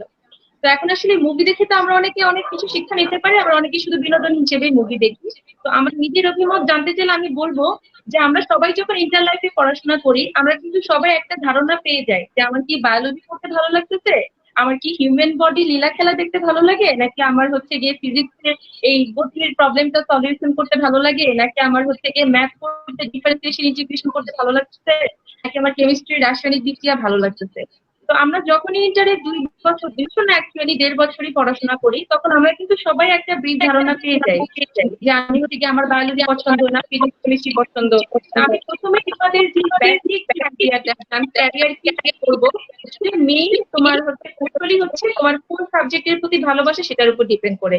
তোমার যদি বায়োলজি ভালো লাগে তাহলে তুমি অবশ্যই সেদিকে তোমাকে খেয়াল রাখতে হবে যে তুমি কি মেডিকেল চুজ করবা নাকি ঢাকা ভার্সিটি অথবা অন্য কোনো নর্মাল ভার্সিটির বায়োলজি রিলেটেড কোনো সাবজেক্ট চুজ করবা। কারণ মেডিকেল চুজ করার পেছনে তো শুধু মানে সাদা অ্যাপ্রন করার স্বপ্ন থাকে না, ওটার পেছনে আরো বড় রকম ফ্যাক্টর কাজ করে যে তুমি পরিশ্রম করতে পারবা কিনা, তুমি তোমার ফিউচার লাইফে যে এত বছর ধরে পড়াশোনা করতে হবে সেই পড়াশোনার প্রেশার তুমি নিতে পারবা কিনা, তোমার ফ্যামিলি তোমাকে সেভাবে সাপোর্ট করতে পারবে কিনা। কারণ দেখো আমি আমি একটা মেয়ে হিসেবে বলি যে একটা মেয়ের ডাক্তার হওয়ার জন্য কিন্তু অনেক ব্যাপার লাগে। আমি যদি 5 বছর পর এমবিবিএস পাশ করি, তারপরে আমার পোস্ট গ্রাজুয়েশনে মিনিমাম 7 থেকে 10 বছর লাগবে। তো ওই টাইমটাতে কি তোমার ফ্যামিলি তোমাকে সাপোর্ট করবে নাকি, বা তোমার অন্যান্য সারাউন্ডিংস কি তোমাকে সাপোর্ট করবে নাকি, বা তোমার নিজের মানে মেন্টাল স্টেট তোমাকে সাপোর্ট করবে নাকি, এগুলো চিন্তা ভাবনা করে তোমার মেডিকেল লাইফে বা মেডিকেলের দিকে যেতে হবে। আর তোমার কাছে যদি মনে হয় যে তুমি এত প্রেশার নিতে পারবা না, সারা বছর পড়াশোনা করে আসছো। আমি যদি হিসাব করি নার্সারি কেজি মিলাই কিন্তু মোটমাট আমরা 15 থেকে 18 বছর পড়াশোনা করেই আসি ভার্সিটি লাইফ শুরু করার আগে। তো এত বছর পড়াশোনা করার পরও যদি মেডিকেল লাইফের প্রেশার নেওয়ার মতো কারো পরিস্থিতি না থাকে, কিন্তু তার বায়োলজি ভালো লাগে, তাহলে আমি তাকে সাজেস্ট করবো যে তুমি ঢাকা ভার্সিটির মাইক্রোবায়োলজি বা বায়োকেমিস্ট্রি বা ঢাকা ভার্সিটির জুওলজি বা বোটানি যে সাবজেক্ট গুলো আছে বা ফার্মাসি যে সাবজেক্ট গুলো আছে, সেই সাবজেক্ট গুলোর জন্য তুমি ট্রাই করতে পারো। তোমার যদি ফিজিক্স বা কেমিস্ট্রি ভালো লাগে, যে না আমার ফিজিক্স কেমিস্ট্রি প্রবলেম গুলো সলভ করতে অনেক ভালো লাগছে, তাহলে তুমি অবশ্যই তোমার ম্যাথের দিকে আগে খেয়াল করতে হবে, যে আমি ফিজিক্স কেমিস্ট্রি লাইক করি, পাশাপাশি আমার ম্যাথও ভালো লাগতেছে, তাহলে তুমি অবভিয়াসলি ইঞ্জিনিয়ারিং এর দিকে যাবা। আর যদি দেখেন তোমার ম্যাথ করতে ভালো লাগতেছে না, বাট ফিজিক্স আর কেমিস্ট্রির প্রবলেম গুলো তোমার সলভ করতে ভালো লাগতেছে, তাহলে তুমি আবার বলবো তুমি ভার্সিটির দিকে যাবা, সেখানে ফিজিক্স বা কেমিস্ট্রি রিলেটেড অনেক সাবজেক্ট আছে, অ্যাপ্লাইড ফিজিক্স, অ্যাপ্লাইড কেমিস্ট্রি। আমি একটা উদাহরণ দিই, আমার একটা ফ্রেন্ড ছিল আমাদের সময়, ও হচ্ছে গিয়ে বুয়েটেও চান্স পেয়েছিল, আবার ডিউতেও চান্স পেয়েছিল, কিন্তু শুধুমাত্র ওর ম্যাথের প্রতি মারাত্মক অ্যাট্রাকশন ছিল এবং ভার্সিটিতে পড়ার একটা ইচ্ছা ছিল ইঞ্জিনিয়ারিং বাদ দিয়ে, এই জন্য ও বুয়েটে চান্স পাওয়া সত্ত্বেও কিন্তু ঢাকা ভার্সিটিতে ম্যাথে ভর্তি হয়েছিল, পিওর ম্যাথে। তো এটা কিন্তু একটা বড় রকমের উদাহরণ যে আমি বুয়েটে চান্স পাওয়া সত্ত্বেও আমি ঢাকা ভার্সিটিতে যাচ্ছি কেন, কারণ আমার প্যাশন হচ্ছে আমি ইঞ্জিনিয়ারিং না পড়ে প্লেন ম্যাথ সাবজেক্ট নিয়ে গবেষণা করব। আমার কেমিস্ট্রি অনেক ভালো লাগে কিন্তু আমি ইঞ্জিনিয়ারিং করতে চাই না, তাহলে তুমি ঢাকা ভার্সিটির অ্যাপ্লাইড কেমিস্ট্রিতে চলে যাও, সেখানে তোমার ফিউচারে শাইন করার অনেক পসিবিলিটি আছে। আমার বায়োলজি ভালো লাগছে, আমার ওষুধ প্রোডাক্টস এগুলো ভালো লাগে, রাসায়নিক ক্রিয়া বিক্রিয়া ভালো লাগে, বাট আমি মেডিকেলে যাব না, তাহলে আমি ফার্মাসি নিয়ে পড়াশোনা করতে পারি, এই জন্য তুমি ভার্সিটির দিকে অ্যাটেনশন দিবা। এখন তুমি তো আসলে অ্যাডমিশন পরীক্ষা দেওয়ার আগে তুমি বুঝতে পারবা না যে তুমি ভার্সিটিতে ট্রাই করবা বা ভার্সিটিতে চান্স পাবা নাকি মেডিকেলে চান্স পেয়ে যাবা। তো সেটার আইডিয়া হিসেবে আমি আসলে বলতে পারি যে তোমার যদি মেডিকেলে প্রেশার নেওয়ার একেবারে ইচ্ছা না থাকে, তুমি কিন্তু তাহলে ইঞ্জিনিয়ারিং কোচিং করলে তোমার ভার্সিটি আর ইঞ্জিনিয়ারিং দুটাই কভার হয়ে যাচ্ছে। আর যদি তোমার মেডিকেলেও ইচ্ছা থাকে, আবার তোমার হচ্ছে কি ভার্সিটিতে পড়ারও ইচ্ছা থাকে যে না আমি হচ্ছে কি মেডিকেলে মানে টিকে গেলে পড়লাম, কিন্তু না টিকে গেলে ভার্সিটিতে পড়লে আমার সমস্যা নেই, তাহলে তুমি হচ্ছে গিয়ে মানে মেডিকেলে কোচিং করলে, পাশাপাশি ভার্সিটির জন্য ম্যাথ, একটু ফিজিক্স বা একটু কেমিস্ট্রি, ইন্টারে যে প্রিপারেশন গুলো নিছিলা সেই প্রিপারেশন গুলো তুমি কন্টিনিউ করতে পারো। কিন্তু কখনোই মাথায় এটা আনবা না যে না আমি মেডিকেলও একবার ট্রাই করবো, ইঞ্জিনিয়ারিং একবার ট্রাই করবো, দুটাতে দিয়ে দেখি কি হয়। অনেক গার্জিয়ানরা দেখবা এরকম ভাবিদের সাথে গল্প করে যে আরে ভাবি আমার মেয়েকে তো রেটিনাতে ভর্তি করাইছি, মেডিকোতে ভর্তি করাইছি, উন্মেষে ভর্তি করাইছি, আবার উদ্ভাসী ইঞ্জিনিয়ারিং এ ভর্তি করাইছি, যে আমার মেয়ে তো ম্যাথও ভালো পারে বায়োলজিও ভালো পারে, ও সব জায়গায় চান্স পেয়ে যাবে। দেখবা যে হ্যাঁ সব জায়গায় দেখবা যে অ্যাডমিশন টেস্টের রেজাল্টের পর একদম পোস্টার ছেপে যায় যে মেডিকেলেও ফার্স্ট, সে ঢাকা ভার্সিটিতেও ফার্স্ট, সে বুয়েটেও ফার্স্ট, মানে সব জায়গায় চান্স পেয়ে গেছে। মনে রাখবা এটা কিন্তু 1000 জনের মধ্যে একজন যে কিনা সব জায়গায় চান্স পায় এবং সব জায়গায় একটা ভালো পজিশন নিয়ে আসে। কিন্তু আমি বা তুমি আমরা সবাই যে ওরকম মার্ভেলাস ট্যালেন্টেড এটা কিন্তু আমি বলবো না, আমি তোমাদের কাউকে ছোট করতেছি না যে না আপু কি বলতেছে যে আমাদের মধ্যে সে ক্যাপাসিটিটা নাই, আমাদের সবার মধ্যে অবশ্যই সেই ট্যালেন্টটা আছে। কিন্তু সব জায়গায় যে তুমি হচ্ছে গিয়ে মানে পরীক্ষা দিয়ে সব জায়গায় চান্স পেয়ে যাবা যে না অমুক ভাইয়ার ছবি সব পোস্টারে আছে আমি কেন পারবো না, ও কি ভাত খায় আমি কি অন্য কিছু খাই নাকি, এটা কিন্তু আসলে পসিবল না, বা তোমার লাক কিন্তু অলওয়েজ এরকম ফেভার করবে না। সো যদি তোমার কাছে মনে হয় যে আমি ম্যাথ ফিজিক্স ভালো পারি, তাহলে আমি তোমাকে বলবো যে তুমি অবশ্যই কোর হার্টেডলি ইঞ্জিনিয়ারিং প্রিপারেশন নাও, এবং তাহলে তোমার ভার্সিটির সেই দিকটা ক্লিয়ার হয়ে যাবে। আর যদি তোমার কাছে মনে হয় যে না আমি হোয়াইট অ্যাপ্রন পরবো, আমার স্টেথোস্কোপ পরার অনেক ইচ্ছা, ঠিক আছে, যে আমার বাবা মা চায়, আচ্ছা ঠিক আছে বাবা মা চায়, আমার বাবা মা চায়, আমার দাদা মারা যাওয়ার সময় বলে গিয়েছিল যে বাবা তুই ডাক্তার হইস, এই জন্য আমি বায়োলজির প্রতি তীব্র অবজ্ঞা থাকা সত্ত্বেও মেডিকেলে যাব, এই জিনিসটা ভুলেও করবা না। তুমি যদি এক্সট্রিম ট্যালেন্টেড হও তাহলে কিন্তু তুমি মেডিকেলে চান্সও পেয়ে যাবা, কিন্তু পরবর্তীতে দেখবা যে তোমার জীবনটা কিন্তু পুরো বিষয়ে গেছে, যে আমার ইচ্ছা ছিল না আমি বায়োলজি পড়বো না, কিন্তু আমি দাদা বা নানার কথায় মেডিকেলে আসছি, আমি চান্সও পেয়ে গেছি, কিন্তু আমার পড়াশোনা তখন কিন্তু আর ভালো লাগবে না। এজন্য অবভিয়াসলি তোমার বাবা মা যতই স্ট্রিক্ট হোক না কেন তাদেরকে ঠান্ডা মাথায় বুঝাবা, বুঝায় তুমি হচ্ছে তোমার প্রফেশন চুজ করবা। আমাদের বাংলাদেশে সব বাবা মারই একটা মেইন ধারণা থাকে যে ইঞ্জিনিয়ারিং বা মেডিকেলে না পড়লে মনে হয় জীবনটা বৃথা, যে আমার মেয়ের নামের আগে ডাক্তার নাই, আমার ছেলের নামে একটা ইঞ্জিনিয়ার নাই, সেজন্য মনে হয় ম্যাঙ্গো পিপল হয়ে গেল, তার কোথাও কোনো দাম থাকবে না। এটা কিন্তু ঠিক না। নর্মাল ফার্মাসি থেকে পড়াশোনা করেও কিন্তু অনেক স্টুডেন্ট অনেক ব্রাইট রেজাল্ট করতেছে। এই যে তোমাকে আমি বলি, আমি ঠিক আমার তথ্য ভুল হতে পারে, সাদাম আমাকে একটু শুধরাই দিও, ওই যে কি বলে জানি জিনোম সিকোয়েন্স আবিষ্কার করলেন যিনি, ডাক্তার সেজুতি, উনি মেবি বেসিক্যালি এমবিবিএস না, তাই না সাদাম? উনি মনে হয় মাইক্রোবায়োলজি। Microbiologist, microbiology. মাইক্রোবায়োলজিতে পড়াশোনা করেছে। তাহলে দেখো উনি কিন্তু পিএইচডি করে, মানে তোমরা অনেকে মনে করবা যে ডাক্তার মানে উনি এমবিবিএস থেকে পড়াশোনা করেছে, উনি কিন্তু আসলে পিএইচডি করাতে ওনার নামের সাথে ডাক্তার আছে। উনি কিন্তু মাইক্রোবায়োলজি থেকে পড়াশোনা করে চিন্তা করা যে উনি কত দূরে গিয়েছে, উনি বিদেশে গিয়েছে, ডিগ্রি নিয়েছেন এবং বাংলাদেশের জন্য কত মানে কি বলবো সুনাম কুড়িয়ে এনেছেন শুধুমাত্র মাইক্রোবায়োলজি থেকে পড়াশোনা করে। সো তুমি যদি তোমার মাইক্রোবায়োলজিতে পড়ো বা ফার্মেসিতে পড়ো বা অ্যাপ্লাইড কেমিস্ট্রিতে পড়ো, যেখানেই পড়ো না কেন, তুমি যদি হোল হার্টেডলি সেই সাবজেক্টটাকে ভালোবাসো এবং সেখান থেকে পড়াশোনা করো, তাহলে তুমি তোমার ফিউচারে তুমি একটা না একটা কিছু করবাই। সো মেডিকেল বা ইঞ্জিনিয়ারিং এ যে পড়তে হবে এমন কোনো কথা নেই। ইন্টারে পড়তে গেলে তোমার যেই সাবজেক্টটা পড়তে গেলে মনে হবে যে সময় এমনিই চলে যাচ্ছে, তোমার সময়ের দিকে কোনো খেয়াল নাই, খুব ভালো লাগতেছে, সেই সাবজেক্টটাকে মানে অনুসরণ করে তোমার ক্যারিয়ার চুজ করতে হবে। ওকে, এতটুকুই। Thank you Manisha. দীপের কাছে আমার একটা প্রশ্ন আছে, যে একটা আমার জুনিয়র লাবিব শাহরিয়ার, সে একটা প্রশ্ন করছে যে ফ্যামিলির ইচ্ছা একরকম, যে ফ্যামিলির ইচ্ছা একটা লাইনে যাওয়ার আর তার নিজের ইচ্ছা আরেক লাইনে যাওয়ার। ফ্যামিলির ইচ্ছা ইঞ্জিনিয়ারিং এ যাওয়ার, তার নিজের ইচ্ছা মেডিকেলে যাওয়ার। ইঞ্জিনিয়ারিং এর প্রিপারেশন নিলে অনেক জায়গায় চান্স পাওয়া যায়, মেডিকেলের প্রিপারেশন নিলে চান্স পাওয়ার জায়গা বা স্কোপ গুলো কমে যায়। তো যখন এরকম ফ্যামিলি এবং নিজের দুইটা ইচ্ছার মধ্যে কনফ্লিক্ট জাগ্রত হয়, তখন আসলে কোন দিকে যাওয়া উচিত? দীপের কি অভিমত এই ব্যাপারে? আচ্ছা, ফার্স্ট অফ অল তোমার ফ্যামিলি আসলে এক একজনের ফ্যামিলি এক এক রকম, এক একজনের ফ্যামিলির পারসেপশন এক এক রকম। কারো কারো ফ্যামিলি একটু বেশি সাপ্রেস, আসলে ওয়ার্ডটা ঠিক না, মানে একটু বেশি প্রভাব খাটানোর চেষ্টা করে বা রাখে। আবার কারো কারো ফ্যামিলি কিছুটা স্বাধীনতা দেয় যে তুমি চুজ করো। তো যাদের ফ্যামিলিতে এরকম দেয়, তোমরা একটা বিষয় খেয়াল রাখবা কোনো তোমাদের ক্যারিয়ার চুজ করার আগে, তুমি আজকে যা চুজ করতেছো সেই জিনিসটা তোমাকে আরো 4-5 বছর করতে হবে, সেই জিনিসটা দিয়ে তোমার টাকা কামাই করতে হবে, সেই টাকাই তুমি তোমার ফ্যামিলিকে দেবে। তাহলে তুমিই বলো, তুমি কি মানে অপ্রেসড অবস্থায় থেকে এই জিনিসটা করতে পারবা কিনা, কারো প্রেসারে থেকে, কারো প্রেসারে পড়ে এই কাজটা তুমি এই 5-6 বছর, তারপরে আরো পড়াশোনা, পোস্ট গ্রাজুয়েশন, দেন জব লাইফ, এগুলা ওই ওই ট্র্যাকটার উপর তুমি চলতে পারবা কিনা যেই ট্র্যাকটা তোমাকে চাপায় দেওয়া হয়েছে। তো কোনো চাপায় দেওয়া বোঝা নিয়ে এত দীর্ঘ একটা পথ চলা আসলে সত্যি কথা সহজ না। অনেকেই হয়তো করছে, বোঝা নিয়ে চলছে, তারপরেও সফলতা অর্জন করছে। সেগুলা একটু এক্সক্লুসিভ কেস, একটু ইউনিক। বাট নর্মালি না, মানুষ ভেঙে পড়ে যখন একটু বেশি চাপ পড়ে যায়, তখন সে ভেঙে পড়ে এবং বারবার তার বাবা মাকে, ফ্যামিলিকে দোষ দেয় যে তোমাদের কারণে এই অবস্থা। তখন একটা কনফ্লিক্ট তৈরি হয়। দরকারটা কি, তুমি তোমার বাবা মাকে 10 দিন বোঝাও, 12 দিন বোঝাও, 1 মাস ধরে বোঝাও যে আমি এইটা করতে চাই, এটার স্কোপ গুলা এরকম, এটাতেও ঠিক একই রকম সম্মান আছে, প্রত্যেকটা পেশা, প্রত্যেকটা এরিয়াতে সম্মান আছে, এবং তুমি যেই লাইনে পড়তে চাও সেই লাইনে দেশে, দেশের বাইরে স্কোপ যে আছে সেটা তুমি নিজে ভালো জানো, কারণ নাহলে তুমি নিজে চুজ করতে না। যদি পছন্দের বিষয় নিয়ে পড়ার সুযোগ হয়, মানুষ সেই সব কাজ করতে পারবে যেসব কাজ আমরা আজকে চিন্তা করতেছি যে, বা ড্রিম করতেছি যে আমরা হয়তো করতে পারতাম। আমারও মাঝে মাঝে হয়তো চিন্তা হয় যে ফিজিক্স নিয়ে যদি আমি শুধু ফিজিক্স নিয়ে পড়তে পারতাম, হয়তো আরো অনেক ভালো কিছু হইতো। কিন্তু তার মানে এই না যে মেডিকেল লাইফকে আমি পছন্দ করতেছি না। এখন এটা হয়ে গেছে, এইটারে এখন পছন্দ করতেছি। তো যখন তোমাদের সামনে দুইটা অপশন চলে আসবে যে ফ্যামিলিরটা না নিজেরটা, নিজেরটাকে ফ্যামিলির সামনে আগে প্রেজেন্ট করো। প্রেজেন্ট করো খুব ভালোভাবে, এমন ভালোভাবে যেন ওইটাই আলটিমেটলি তোমাকে পড়ার সুযোগ দেওয়া হয়। আর যদি একদমই না হয়, তাহলে আসলে এই বিষয়ে কিছু এখন মতামত দেওয়া মানে আমি কোন একটা বিতর্কের তৈরি করবো, তো বিতর্ক তৈরি করতে চাচ্ছি না।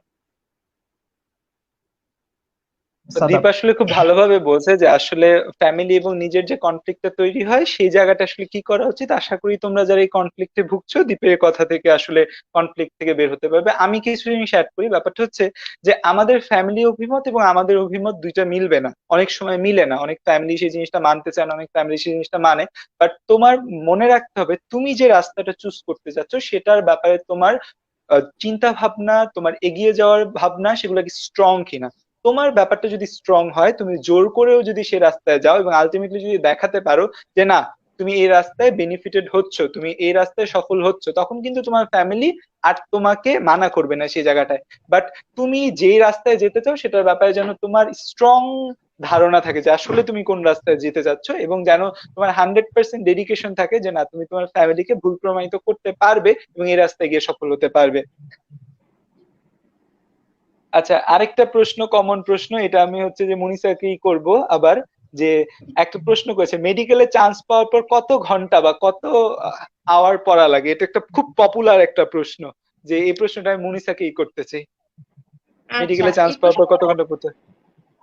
আচ্ছা আমি হচ্ছে গিয়ে আমার পরিচিত অনেককেই দেখেছি যে তাদের কাছে শুনতাম যে যখনই বলতাম যে আচ্ছা মেডিকেলে পড়তে কত ঘন্টা পড়া লাগে, তো আমি না দুইটা গ্রুপ দেখতাম অলওয়েজ, ঠিক আছে, মানে আমার যতজনকে জিজ্ঞাসা করেছিলাম মানে আমি চান্স পাওয়ার আগে, যে দুইটা গ্রুপে সবাই বিভক্ত হয়ে যেত। একটা গ্রুপ বলতো যে অনেক পড়া লাগে, ঠিক আছে, মানে পরীক্ষার সময় তো পড়তে পড়তে কখন রাত কখন দিন হয়ে যায় এরকম খেয়াল থাকে না, আমি কখন খাই কখন দেয় 3-4 দিন গোসল করি না, ঠিক আছে এরকম। আর আরেকটা গ্রুপ বলতো কি আরে চিল, তুমি যদি রেগুলার পড়াশোনা করো দিবা পরীক্ষার আগে কোনো পড়াই নেই। তো আমি যখন মেডিকেলে ঢুকলাম তো আমি আমার নিজের মানে কি বলবো এক্সপেরিয়েন্সটা বলি, আমি কিন্তু ছোটবেলা থেকে অনেক কম পড়ি, এটা বললে আমার ফ্রেন্ডরা হাসবে, ওদের কেন জানি একটা মানে কি বলবো ভৌতিক ধারণা যে আমি খুব আতেল, আমি জানি না কেন।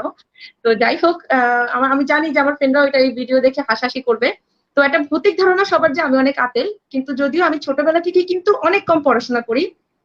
আমি যখন ক্লাস 3-4 এ পড়তাম তখন রাত 8টার সময় আমি টিভিতে পাওয়ার রেঞ্জার্স দেখতাম, কার্টুন নেটওয়ার্কে, তোমরা মনে হয় অনেকেই দেখতা সেটা।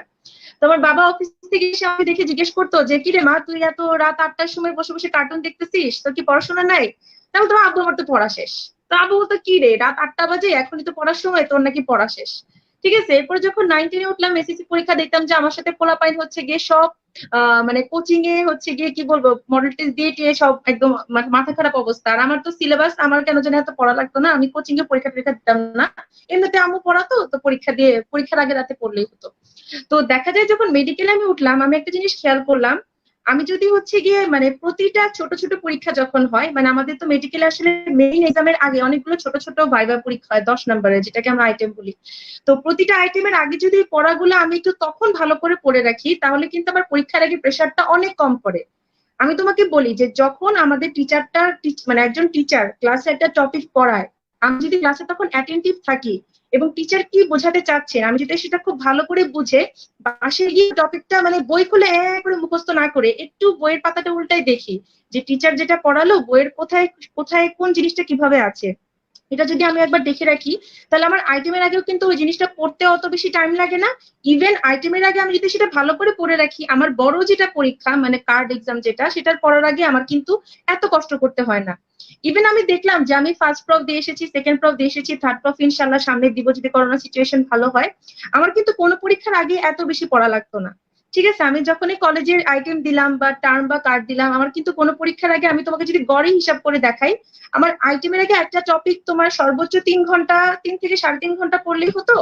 আর হচ্ছে গিয়ে তোমার টার্ম বা কার্ডের আগে ধরো আমার মানে কালকে এক্সাম, আমি যদি আজকে সকাল থেকে পড়া শুরু করলাম, সকাল থেকে দুপুরে 1টা পর্যন্ত পড়লাম, খাওয়া দাওয়া করে নামাজ টামাজ পড়ে ঘুম দিলাম, ঘুম থেকে উঠে আবার বিকাল থেকে পড়া শুরু করলাম, রাত 12টা 1টা পর্যন্ত ঘুমাই গেলাম, তারপর আবার সকালে উঠে পরীক্ষা দিয়ে চলে আসলাম, এরকম করে নর্মালি পড়লেই হতো। মানে ওরকম জীবন টিবন সব উদ্ধার করে দিয়ে যে পড়তে হবে মেডিকেলে পড়লে আর কোনো কিছু থাকবে না, কোনো বিনোদন থাকবে না এমন কিন্তু না। তুমি নর্মালি স্কুল কলেজে পরীক্ষার আগে যতটুকু সময় পড়ে আসছিলা অতটুকু সময় মেডিকেলে পড়লেই কিন্তু হয়।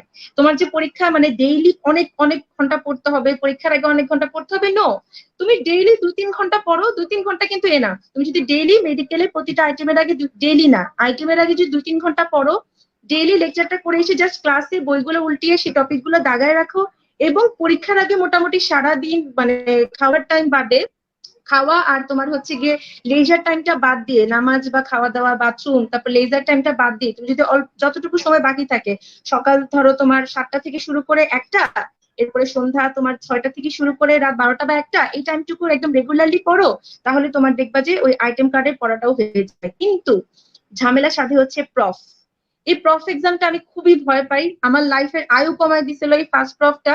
কারণ প্রত্যেকবার প্রফ এক্সামটা হয় ফার্স্ট প্রফ আর ফাইনাল প্রফ বাদে হচ্ছে রোজার মধ্যে, ঠিক আছে, সরি ফাইনাল প্রফ বাদে প্রতিটা প্রফ হচ্ছে রোজার মধ্যে।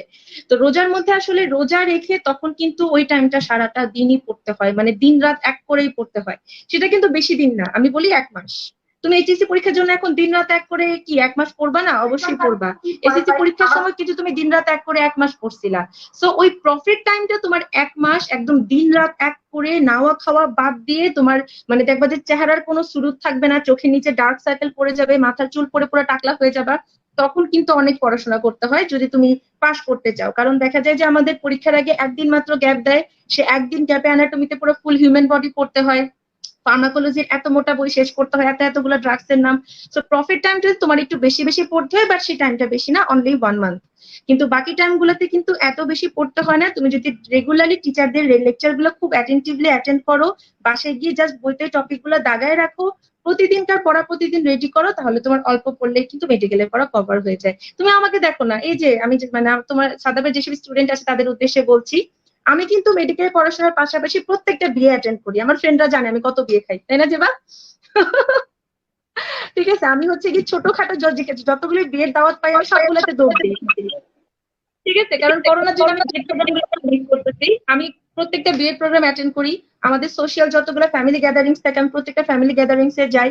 আমার বাসায় মেহমান আসলে আমি প্রত্যেকটা গেস্ট অ্যাটেন্ড করি, কাজিনদের সাথে দুষ্টামি করি। আমি হচ্ছে গিয়ে মানে উদ্ভাসেও রেগুলারলি মানে আল্লাহর রহমতে ক্লাস নেই। পাশাপাশি আমি হচ্ছে গিয়ে মানে ফ্রেন্ডদের সাথে ঘুরতে টুরতেও যাই, খাওয়া দাওয়া করতে যাই। সো বেসিক্যালি আমরা এখন যেভাবে লাইফটাকে এনজয় করতেছি, মেডিকেলেও কিন্তু তোমরা সেভাবেই লাইফটাকে এনজয় করতে পারবা। তোমরা অনেক জায়গায় ঘুরতে যাওয়ার টাইম পাবা, চিল করার টাইম পাবা, বাট তোমাকে প্রতিদিনকার পড়াটা প্রতিদিন একটু করে হলেও দেখতে হবে। ঠিক আছে, যে না আমি আজকে ক্লাসে যেটা পড়ালো আমি আজকে পুরোটা খাতা বন্ধ করে ব্যাগে রেখে দিলাম না।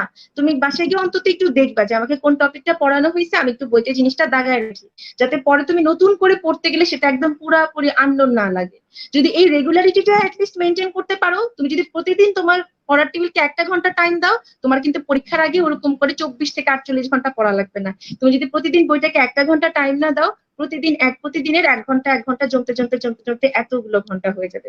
তো be regular, then you will have lot of time to enjoy your life.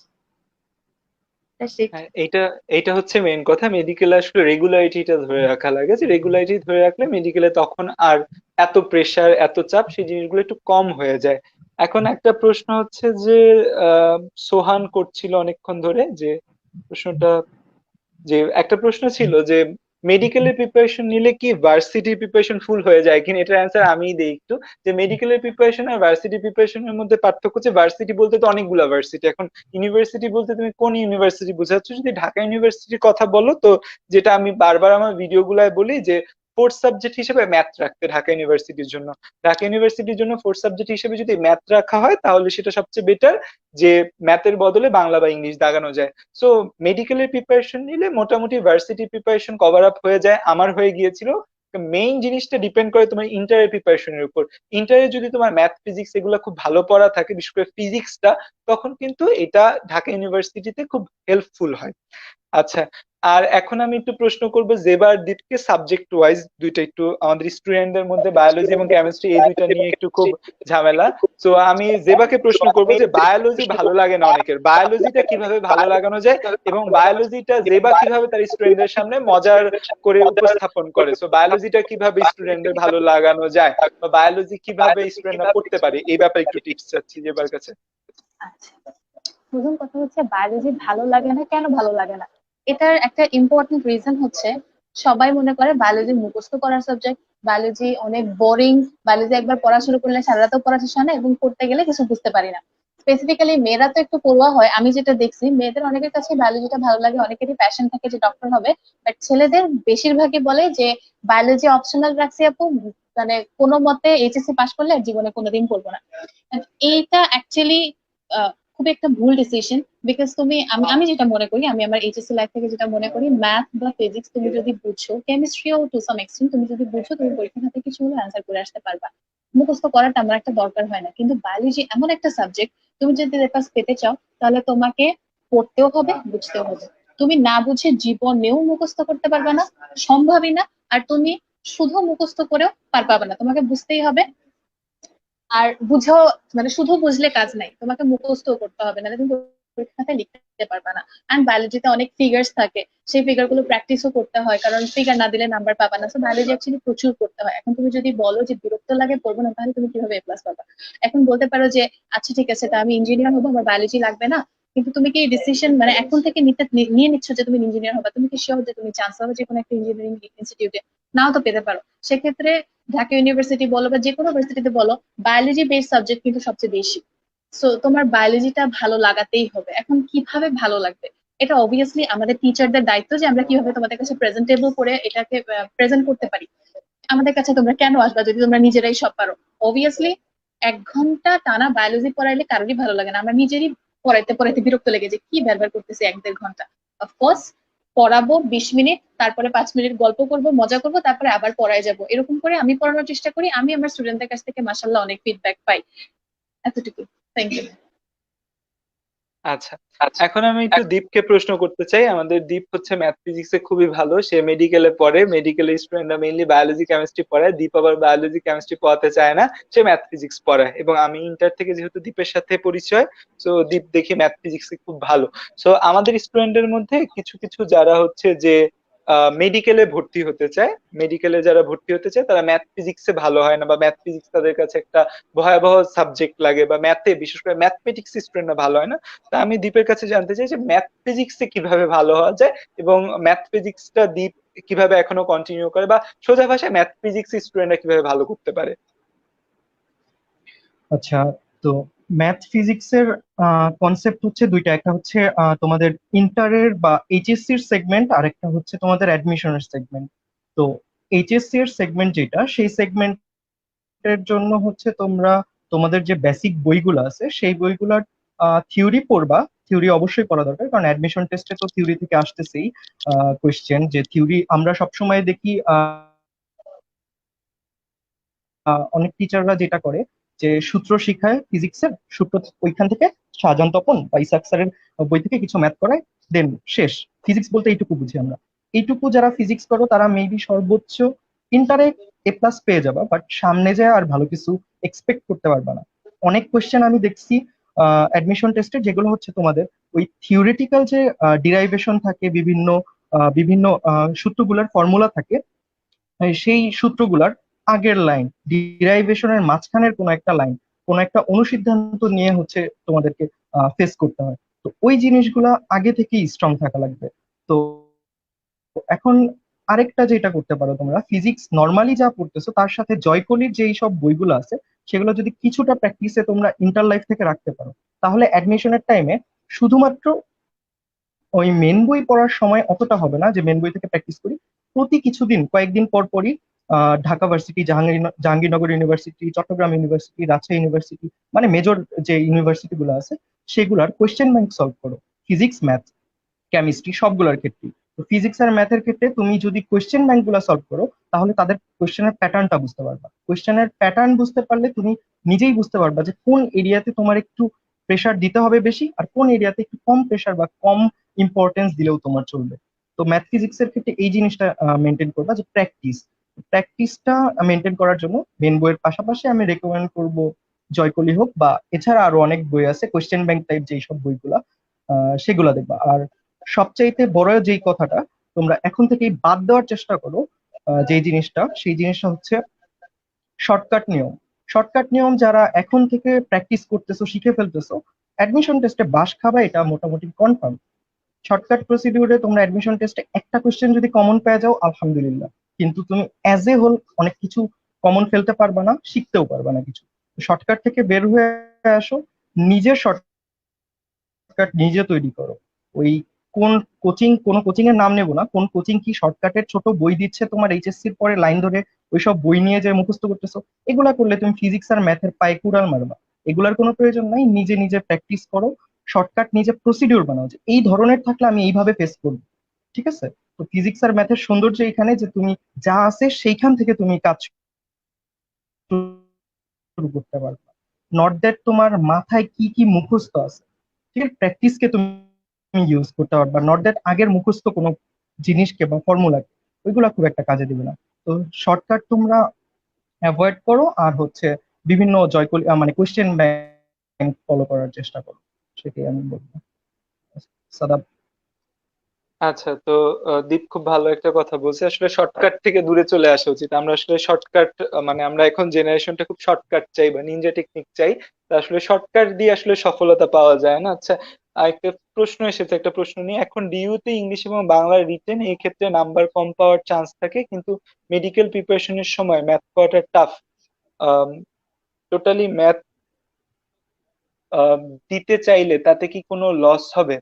আচ্ছা, আমি একটু এই জিনিসটা একটু ক্লিয়ার করি যে ঢাকা ইউনিভার্সিটিতে একটা সিস্টেম রয়েছে। ঢাকা ইউনিভার্সিটি সিস্টেমটা হচ্ছে এই ইউনিটের জন্য বিশেষ করে সিস্টেমটা আলাদা। অন্য ইউনিটের সিস্টেম আর এই ইউনিটের সিস্টেমটা আলাদা। এই ইউনিটের সিস্টেম যেটা, এই ইউনিটের সিস্টেমটা হচ্ছে যে এই ইউনিটের জন্য তোমার total pass mark 48 marks. 48 marks হচ্ছে টোটাল পাস মার্ক, 48 পেতে হবে টোটালি।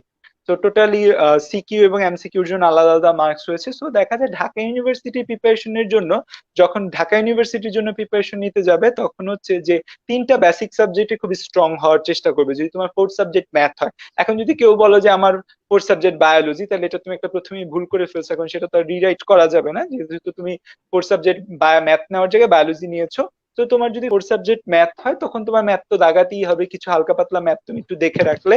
কিন্তু হচ্ছে যে বাকি যে তিনটা সাবজেক্ট আছে, বায়োলজি, কেমিস্ট্রি এবং ফিজিক্স, এই তিনটা সাবজেক্টে তোমার অনেক স্ট্রং হতে হবে, কারণ এই তিনটা সাবজেক্টে তোমার 90 মার্কস থাকবে। তো তোমার চেষ্টা থাকবে যেন এই তিনটা সাবজেক্টে তুমি 70 মার্কস তুলতে পারো। তুমি যদি এই তিনটা সাবজেক্টে 70 মার্কস তুলতে পারো এবং তুমি যে আরেকটা সাবজেক্ট দাগাবে, ধরো তুমি ফোর্থ সাবজেক্ট তোমার ম্যাথ পড়ে গেল, এখন তুমি হচ্ছে যে ঝামেলায় পড়ে গেল, এখন তুমি ম্যাথ দাগাও, ম্যাথে তুমি 10 মার্ক ইনশিওর করার চেষ্টা করো। 80+ মার্ক বা 70+ মার্কই ঢাকা ইউনিভার্সিটির জন্য খুবই খুবই খুবই সেফ মার্ক অলওয়েজ। কারণ ঢাকা ইউনিভার্সিটির পরীক্ষা অনেক আগে হয় এবং মেডিকেল এবং বুয়েট, চুয়েট ইঞ্জিনিয়ারিং কলেজগুলো যারা ভর্তি হয় তারা ঢাকা ইউনিভার্সিটিতেও ভর্তি হয়। তো তারা পরবর্তীতে কি করে, তারা মেডিকেলে চলে যায়, ঢাকা ইউনিভার্সিটিতে চলে যায়। ফর দ্যাট ঢাকা ইউনিভার্সিটিতে ওয়েটিং থেকে অনেক টানে। So 70+ mark always safe mark for Dhaka university, যে তোমার চান্স পাওয়ার জন্য। সো তুমি 70 মার্কস কনফার্ম করার চেষ্টা করবে যে তিনটা সাবজেক্ট থেকে, ফিজিক্স, বায়োলজি এন্ড কেমিস্ট্রি। এবং বাকি যে সাবজেক্টটা থাকবে সেই সাবজেক্টটা, যেটা হয় তুমি বাংলা দাগাও বা তুমি ইংলিশ দাগাও, যে সাবজেক্টে দাগাবে সেখান থেকে মিনিমাম 8 থেকে 10 মার্ক বা 15 মার্ক এরকম কভার আপ করার চেষ্টা করবে। মানে আমি আমার কথাই যদি বলি, আমি ঢাকা ইউনিভার্সিটিতে পেয়েছিলাম 71। আমি ঢাকা ইউনিভার্সিটিতে আমার মার্কস ছিল 71, পজিশন ছিল 1001। আমি ম্যাথ দাগিয়েছিলাম, কেন জানি আমার বাংলা ইংলিশ দাগাতে ভালো লাগছিল না। আমার ম্যাথে মার্কস ছিল হচ্ছে খুব সম্ভবত 830-তে, ম্যাথ দাগিয়েছিলাম মনে হয় 11টা না 12টা। তো তাও আমার মার্ক 71 এসেছে এবং আমার ঢাকা ইউনিভার্সিটির পজিশন এসেছে। তো তোমার মেইন কনসার্ন হওয়া উচিত তিনটা subject, physics, biology and chemistry. এই তিনটা সাবজেক্টকে তুমি একদম উড়ায় ফেলবা, কারণ বায়োলজি তুমি মেডিকেলের প্রিপারেশন নিচ্ছো, তো you are very good in biology. কেমিস্ট্রিতেও তুমি খুব ভালো।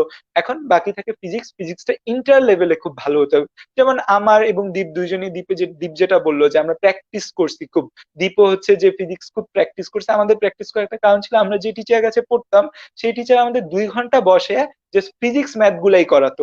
তার একটা থিওরি খুব বেশি পড়াতো না, স্যার সূত্রগুলো দিত, দিয়ে আমাদের জাস্ট ম্যাথ প্র্যাকটিস করাতো 2 ঘন্টা।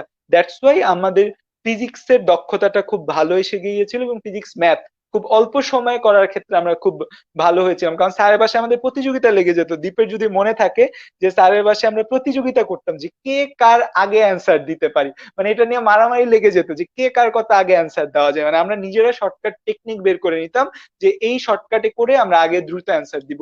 সো ম্যাথ ফিজিক্স এর জন্য আসলে প্র্যাকটিসের কোনো বিকল্প নেই। সো ডিউ নিয়ে যাদের কনফিউশন ছিল বা ম্যাথ নিয়ে যাদের কনফিউশন ছিল, এই কনফিউশনটা আশা করি তোমাদের দূর হয়ে যাবে। এখন আমি একটা প্রশ্ন করতে চাই, সেটা হচ্ছে আমার নেক্সট ইয়ার অ্যাডমিশন টাইমের সময় আমি যে ভিডিওটা করব, সেই ভিডিওটার জন্য একটা ক্লিপ অ্যাড করবো এখান থেকে। সেটা হচ্ছে যে আমরা যে মেডিকেল কলেজে পড়ি, মুগদা মেডিকেল কলেজ, এই মেডিকেল কলেজটা নিয়ে একটা কনফিউশনের জায়গা আছে। কনফিউশনের জায়গা হচ্ছে মেডিকেল কলেজটা প্রথমত ঢাকার মধ্যে, এটা একটা কনফিউশন। ঢাকার মধ্যে বাকি যে তিনটা মেডিকেল আছে অলরেডি প্রতিষ্ঠিত। Mugda medical college 5th batch ঢুকেছে, সামনে 6th ব্যাচ আসবে, মানে আমরা নতুন। তো দেখা যায় মুগদা থাকবে কি থাকবে না, দেখা যায় অনেকের সামনে র্যাঙ্কিং হলো 600 700 800 দিকে র্যাঙ্কিং, তারাও মুগদায় আছে। যেমন আমার নিজের র্যাঙ্কিং 920 ছিল, মুইসার র্যাঙ্কিং ভুল না করলে 921 ছিল। দীপ আর জেবা খুব সম্ভবত মাইগ্রেশন দিয়ে, দীপ খুব সম্ভবত রংপুর থেকে আর জেবা সিলেট বা কুমিল্লা থেকে মাইগ্রেশন দিয়ে এসেছে। তো মুগদায় আসা নিয়ে একটা কনফিউশন ক্রিয়েট হয় যে মুগদা আসবো কি আসবো না, মানে অনেকেই নানা রসিয়ে কষিয়ে নানা কথা বলে মুগদা নিয়ে, যে আইসো না। অবশ্য আমি এটা স্বীকার করি যে অন্যান্য যে বড় মেডিকেল কলেজগুলো রয়েছে তাদের প্রায় 40-50 বছরের ইতিহাস রয়েছে। তো 40-50 বছরের ইতিহাসের সাথে আমরা 5 বছরের ইতিহাস কখনোই সেম হবে না। তো তারা অবশ্যই আমাদের থেকে এগিয়ে আছে। তো আমি যেটা প্রশ্ন করতে চাই যে তিনজনের কাছেই, প্রথমে মুনিসা, তারপর জেবা, তারপর দীপ, আলাদা আলাদা করে অ্যান্সার দিবি একটু শর্টই, অলরেডি 1 ঘন্টা হয়ে গিয়েছে।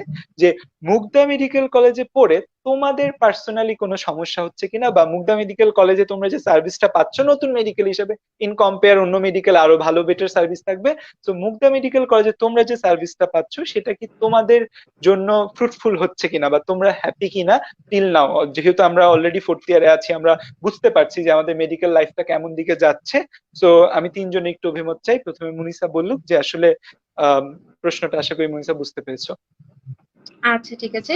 আমি প্রথমেই বলে নিই যে মুগদাতে কেন আমার আশা। তো আমার যে র্যাঙ্কিং ছিল সেই র্যাঙ্কিং অনুযায়ী আমি ইজিলি ময়মনসিংহ মেডিকেলে যেতে পারতাম। সোহরাওয়ার্দীতে অনেক ট্রাই করেছিলাম মাইগ্রেশনে, বাট হয়নি। তো মুগদাতে আসার আমার একটা মাত্রই উদ্দেশ্য ছিল, সেটা ছিল ঢাকায় থাকা। অ্যাজ ইউজুয়াল ছোটবেলা থেকে আমার হোম সিকনেস খুব বেশি ছিল, তো যার কারণে হচ্ছে আমি চাইতাম যে যেই মেডিকেলই হোক না কেন আমি যদি বাসা থেকে ক্লাস করতে পারি। তো মুগদা আমাকে এটা একটা বড় প্লাস পয়েন্ট দিয়েছে যে ঢাকায় হওয়াতে আমি বাসা থেকে ক্লাস করতে পারছি। আর নিজের বাসার এনভায়রনমেন্টে পড়াশোনা করাটা মেডিকেলের জন্য অনেক বড় একটা ব্যাপার। কারণ মেডিকেল লাইফ এমনিতেও অনেক প্রেসারে থাকে, তার উপর দিয়ে নিজের বাসায় থেকে নিজের বাসা থেকে যাতায়াত করে পড়াশোনা করা, নিজের বাবা মার সাপোর্ট পাওয়া, এটা অনেক বড় একটা ব্যাপার। আর এটা একটা নতুন মেডিকেল হিসেবে আমি যে মানে সুবিধাগুলো পেয়েছি, সেই সুবিধাগুলো হচ্ছে যে আমাদের টিচাররা আমাদের অনেক স্নেহ করেন। আমরা যেহেতু সংখ্যায় কম, ছোট পরিবার, এজন্য আমাদের সব টিচাররা আমাদেরকে বাই নেমে চিনেন। ঠিক আছে, যে আমাদের সবার খোঁজ খবর নিতে পারেন, আমাদের সবার বাসা কোথায়, কে কিভাবে কলেজে আসা যাওয়া করি অলমোস্ট সবাই জানেন। তো টিচারদের আমরা খুব কাছে যেতে পারি, এমনকি আমাদের প্রিন্সিপাল স্যারের রুমে গিয়ে আমরা স্যারকে আমাদের সমস্যাগুলোর কথা বলতে পারতাম। তো আমরা টিচারদের অনেক স্নেহ পেয়েছি। আমি সব পয়েন্ট তুলে ধরবো না, যেহেতু সাদা শর্টকাট করতে বলেছে, বাকিগুলো আমি যেবার দ্বীপের জন্য রেখে দিব। বাট আমার সুবিধা হচ্ছে এটাই যে আমি টিচারদের অনেক কাছে যেতে পেরেছি, আমার নিজের বাসা থেকে আমি যাওয়া আসা করে পড়াশোনা করতে পেরেছি। তবে যেটা একটু ডিসঅ্যাডভান্টেজ সেটা হচ্ছে যে আমাদের নতুন মেডিকেল হওয়াতে আমাদের কলেজ বিল্ডিং নেই, আমাদের লাইব্রেরি রুমও কিছুদিন আগে হয়েছে, যেটা অত বেশি মানে এনরিচ না, আস্তে আস্তে হচ্ছে। ইভেন ফিউচার লাইফে গেলে আমরা আমাদের অ্যালুমনি পাবো না অত বেশি, কারণ দেখা যায় অন্যান্য মেডিকেল অনেক বড় বড় অ্যালুমনি থাকে, অনেক অনেক সিনিয়র থাকেন। আমাদের শুধু সিনিয়র থাকাতে আমরা অ্যালুমনি পাবো না, এটা আমাদের একটা মানে কি বলবো, একটা ডিসঅ্যাডভান্টেজ। আর আরেকটা ব্যাপার হচ্ছে যে আমাদের মানে কি বলবো, আমাদের এক্সপিরিয়েন্স কম থাকাতে দেখা যায় যে নতুন মেডিকেল যেহেতু, এক্সপিরিয়েন্স কিন্তু অনেক বড় একটা ব্যাপার। তো ওসব ব্যাপার বাদ দিলে, কলেজ বিল্ডিং বলি বা হোস্টেল বিল্ডিং এর কথা বাদ দিলে, মোটামুটি টিচারদের কোয়ালিটি বা টিচারদের সেবা টেবা সবকিছু মিলে আমি হ্যাপি। মানে আমার নিজেকে রিগ্রেট করতে হয় না যে না আমি কেন মুগদা মেডিকেলে এলাম। Thank you.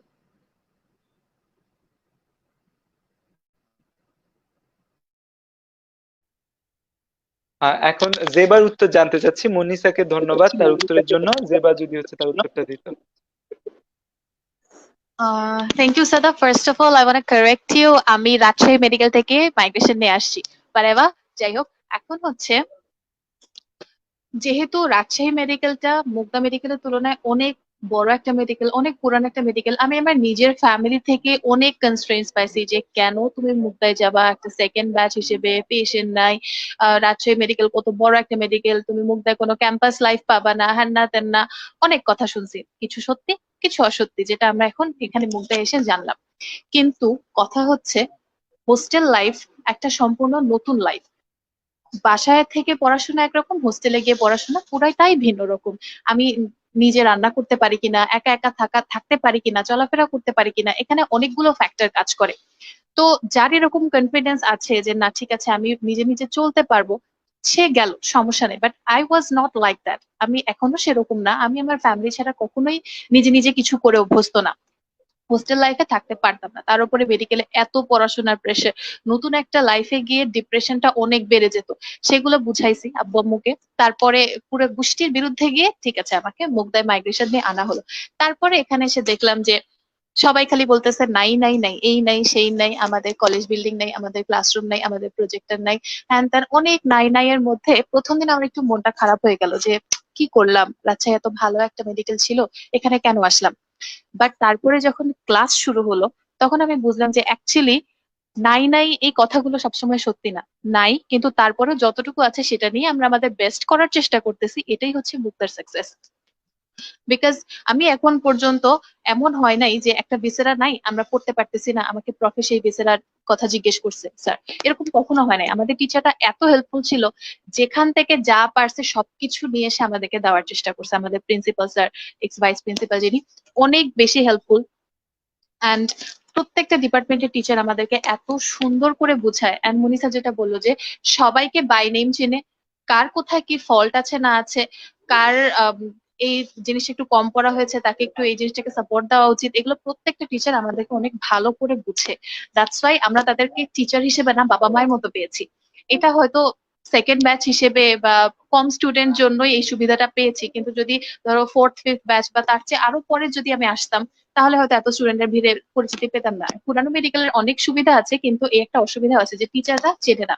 আর বড় যে মেডিকেল গুলা সবাই বলে যে ভালো ভালো, হ্যাঁ ঠিক আছে, ঢাকা মেডিকেলের সবাই কি 100% তাদের নিজ নিজ লাইফে সাকসেসফুল? সবাই কিন্তু না। যারা পড়াশোনা করে তারা যে কোনো জায়গা থেকেই ভালো পড়াশোনা করে। ঢাকা মেডিকেলে এরকম অনেক লোক আছে যারা পড়াশোনা করে না, যারা নিজের মতো মানে আগে যা ফাঁকিবাজি করছে না করছে এখনো করে যাচ্ছে।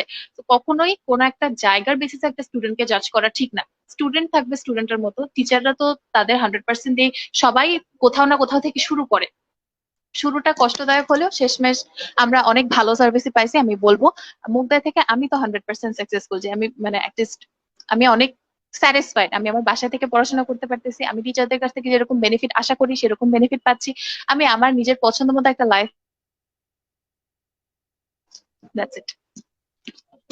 হ্যাঁ, আসলেও যে কথাটা বললো এটা আসলে সত্যি যে আমাদের মেইন ইম্পর্টেন্ট কথা স্টুডেন্ট। আমরা প্রতিষ্ঠান অবশ্যই অনেক বড় একটা জিনিস, প্রতিষ্ঠান অবশ্যই অনেক হেল্পফুল একটা জিনিস, বাট স্টুডেন্টটা আসলে সবচেয়ে বড় কথা। যে কোনো স্টুডেন্ট যে কোনো জায়গা থেকে ভালো করতে পারে, সেখানে আসলে স্টুডেন্টের নিজের যোগ্যতা এবং নিজের চেষ্টাটা সবচেয়ে বড় কথা। তো একই প্রশ্ন দীপের কাছেও, যে মুগদায় আসার কারণে কি দীপের কোনো ক্ষতি হয়েছে কিনা, বা মুগদা থেকে দীপ কতটুকু বেনিফিট হচ্ছে?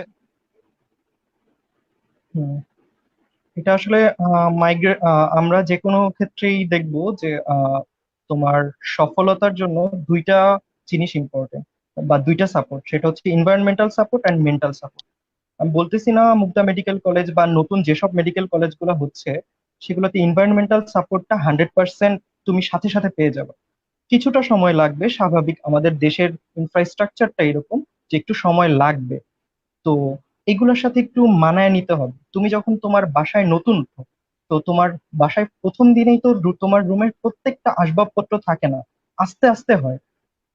তখন কিন্তু এই আস্তে আস্তে হওয়ার সময়টাতে তুমি তোমার বাসার সাথে যতটা অ্যাটাচ হবা, ততটা কিন্তু একটা রেডিমেড বাসায় তুমি হবা না।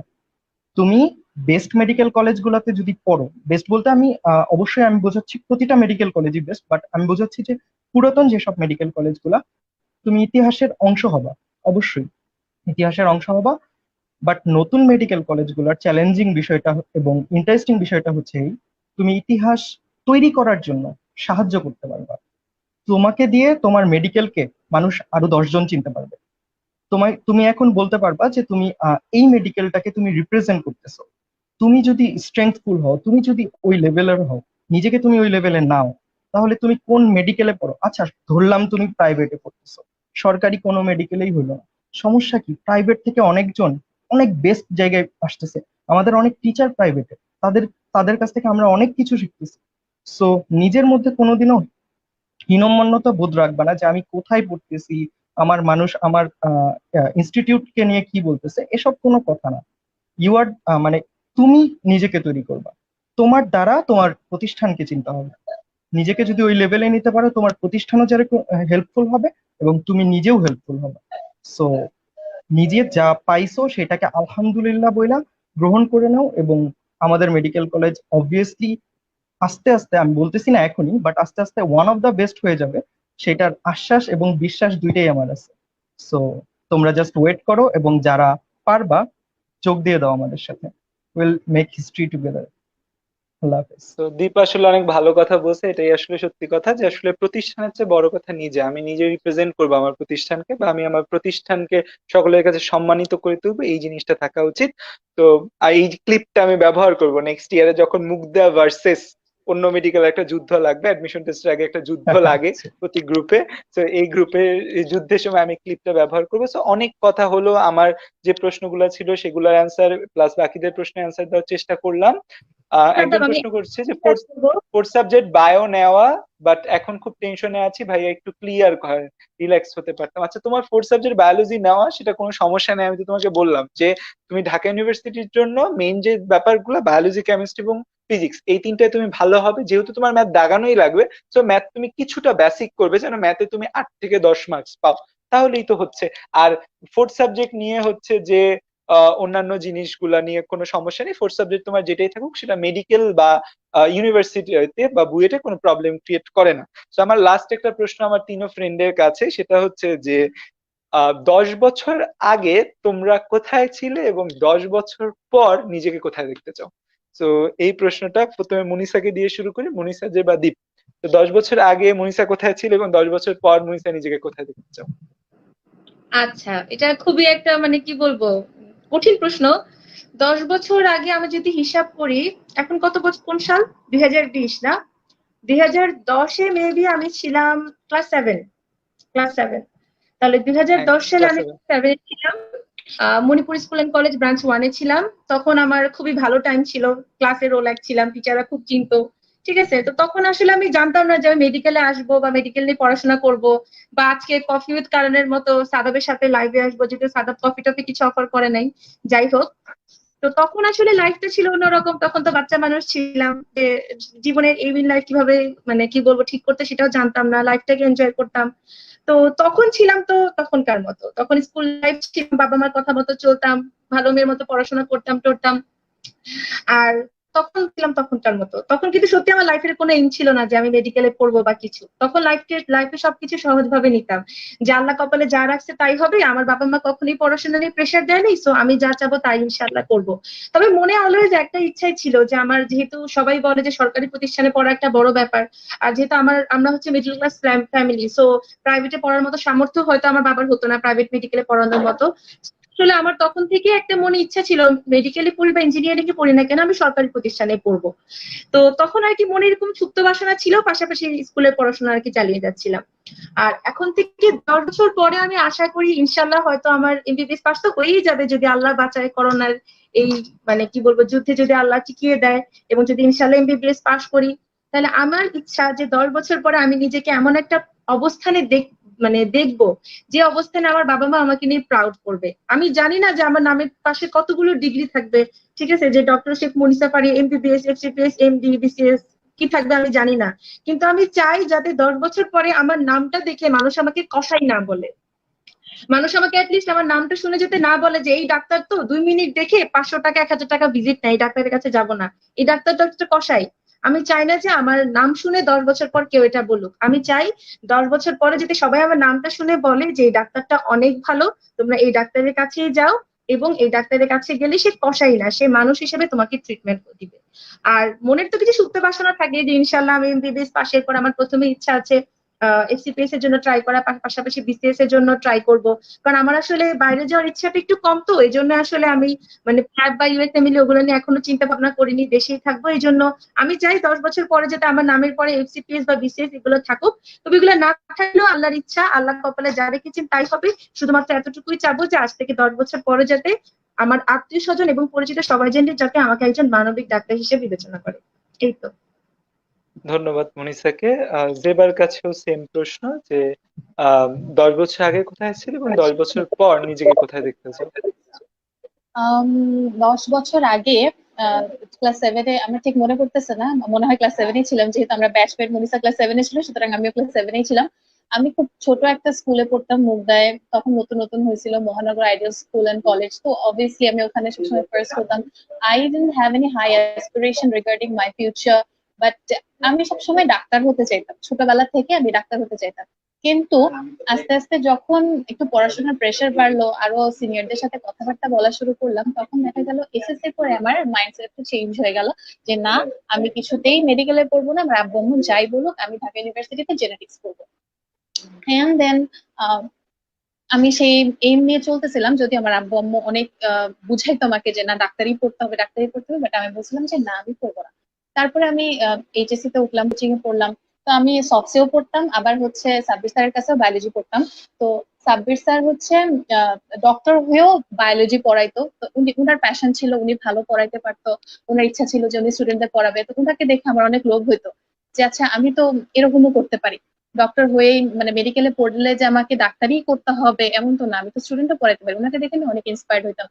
আবার সফটে যে পড়াইতো বায়োলজি রাজীব ভাইয়া, উনি আবার মেডিকেল নিয়ে খুব মানে প্রাউড ফিল করতো বা খুব ওন করতো মেডিকেলকে, যে না সবাইকে ডাক্তারি পড়তে হবে, আমার কাছে যে ভালো স্টুডেন্টরা আছে তারা সবাই ডাক্তারি করবে। তো তখন আমি ভাবলাম যে কি করবো। একদিন রাজীব ভাইকে জিজ্ঞেস করলাম, তখন ভাইয়া বললো যে আচ্ছা, ঠিক আছে, তাহলে তুমি তো মেডিকেলে পড়েও শেষমেশ পোস্ট গ্রাজুয়েশন মানে মাস্টার্স যে ডিগ্রিটা, সেটা তুমি অন্য কোথাও থেকে জেনেটিক্স এর উপর নিতে পারো, রিসার্চ করতে পারো। তোমার মেডিকেলে গেলে যে তোমার এই লাইনেই যাইতে হবে এমন কোনো কথা নেই। তখন আমি ভাবলাম যে আচ্ছা ঠিক আছে, তাহলে আমার আব্বু আম্মু খুশি হয়, আমার ভাইয়ারা টিচাররাও খুশি হয়, আমি আমার লাইফ নিয়ে হ্যাপি থাকি।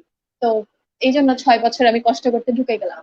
সো অ্যাট দিস পজিশন আমি এটা চাই যে 10 বছর পরে আমি নিজেকে পৃথিবীর কোনো ওয়েল নোন ল্যাবে জেনেটিক্স রিলেটেড কোনো সাবজেক্ট নিয়ে রিসার্চার হিসেবে দেখতে চাই। That's it. এটুকু যদি পাই তাহলে আমার হয়ে যাবে, আমার আর কিছু দরকার নেই। হ্যাঁ, এইটা এটা হচ্ছে মেডিকেলের সবচেয়ে ভালো একটা দিক। এটা হচ্ছে মেডিকেলের সবচেয়ে ভালো দিক। আমি একটা ভিডিও করেছি তোমাদের মেডিকেল শোনার খনি নিয়ে। সেখানে আসলে মেডিকেলের সবচেয়ে মজার দিকটা হচ্ছে মেডিকেল থেকে যে কোনো সেক্টরে সুইচ করা যায়। মানে এখানে চাইলে তুমি যে কোনো সেক্টরে সুইচ করতে পারবে। ঢাকা ইউনিভার্সিটিতে যে সাবজেক্ট গুলো বায়োলজি রিলেটেড রয়েছে সেই সবগুলো সাবজেক্টে মেডিকেল থেকে সুইচ করা যায়। তো এটা হচ্ছে মেডিকেলের সবচেয়ে ভালো একটা দিক। মানে এখান থেকে এতগুলো ফিল্ডে যাওয়া যায়, যেটা অন্য কোনো প্রফেশনে আমার মনে হয় না এতগুলো ফিল্ডে যাওয়া যায়। তো আমার দীপের কাছেও সেম প্রশ্ন, 10 বছর আগে কোথায় ছিলে এবং 10 বছর পর নিজেকে কোথায় দেখতে চাও? আচ্ছা, বাস্তবতা হচ্ছে 10 বছর আগে ছিলাম পরিবার আর বন্ধু বান্ধবের সাথে। 10 বছর পরেও ইনশাল্লাহ তাদের সাথেই থাকতে চাই। আর যদি মেডিকেল পার্সপেক্টিভে বলি, যেহেতু মেডিকেল কলেজে ঢুকছি, ডাক্তার তো হয়ে বের হবে। আর যদি আল্লাহ ভালোভাবে বাঁচায় রাখেন, কোনো দুঃখ কষ্ট ওইরকম জীবনে কোনো বাধা না আসে, তাহলে পড়ালেখা চালায় যাওয়ার ইচ্ছা। সেটা সাদাব আমরা নিজেরাও তো আলাপ আলোচনা করি কোন লাইনে যাব কি হব। তো ওইটা ইনশাল্লাহ হওয়া যাবে, ওইটা নিয়ে আলাদা এখনো কোনো প্ল্যান করি নাই। তবে শুধু এইটুকু ইচ্ছা যেন পরিবার আর বন্ধু বান্ধবের সাথেই থাকতে পারি, যাদেরকে নিয়ে এখন পথ চলা তাদের সাথে যেন সেই 10 বছর পরে এনজয় করতে পারি, এটাই হচ্ছে ইচ্ছা। আচ্ছা। দীপ খুব ভালো কথা বলেছে। হ্যাঁ, আচ্ছা, আরেকটা প্রশ্ন এসেছে যে আহ, দীপ সরকার, আরেকটা দীপ, ও প্রশ্ন করেছে যে মেডিকেল কলেজগুলো র্যাঙ্কিং কিভাবে হয়। এটার উত্তর আমি দিই যে মেডিকেল কলেজগুলো র্যাঙ্কিং আসলে দুইটা জিনিস দেখা হয়। একটা হচ্ছে সেটা প্রতিষ্ঠাকাল, দ্বিতীয় দেখা হয় সেটা বিভাগ। সো মেইনলি প্রতিষ্ঠাকালের উপর মেডিকেল কলেজগুলো, এবং বিভাগ মানে হচ্ছে সেটি কোন বিভাগের অন্তর্গত এবং সেটির উপর মেডিকেল কলেজগুলো র্যাঙ্কিং করা হয়। যেমন সোহরাওয়ার্দী মেডিকেল কলেজ অনেক পরে প্রতিষ্ঠিত হলেও ঢাকা বিভাগে থাকার কারণে এটা র্যাঙ্কিং কিন্তু তৃতীয়তে চলে এসেছে।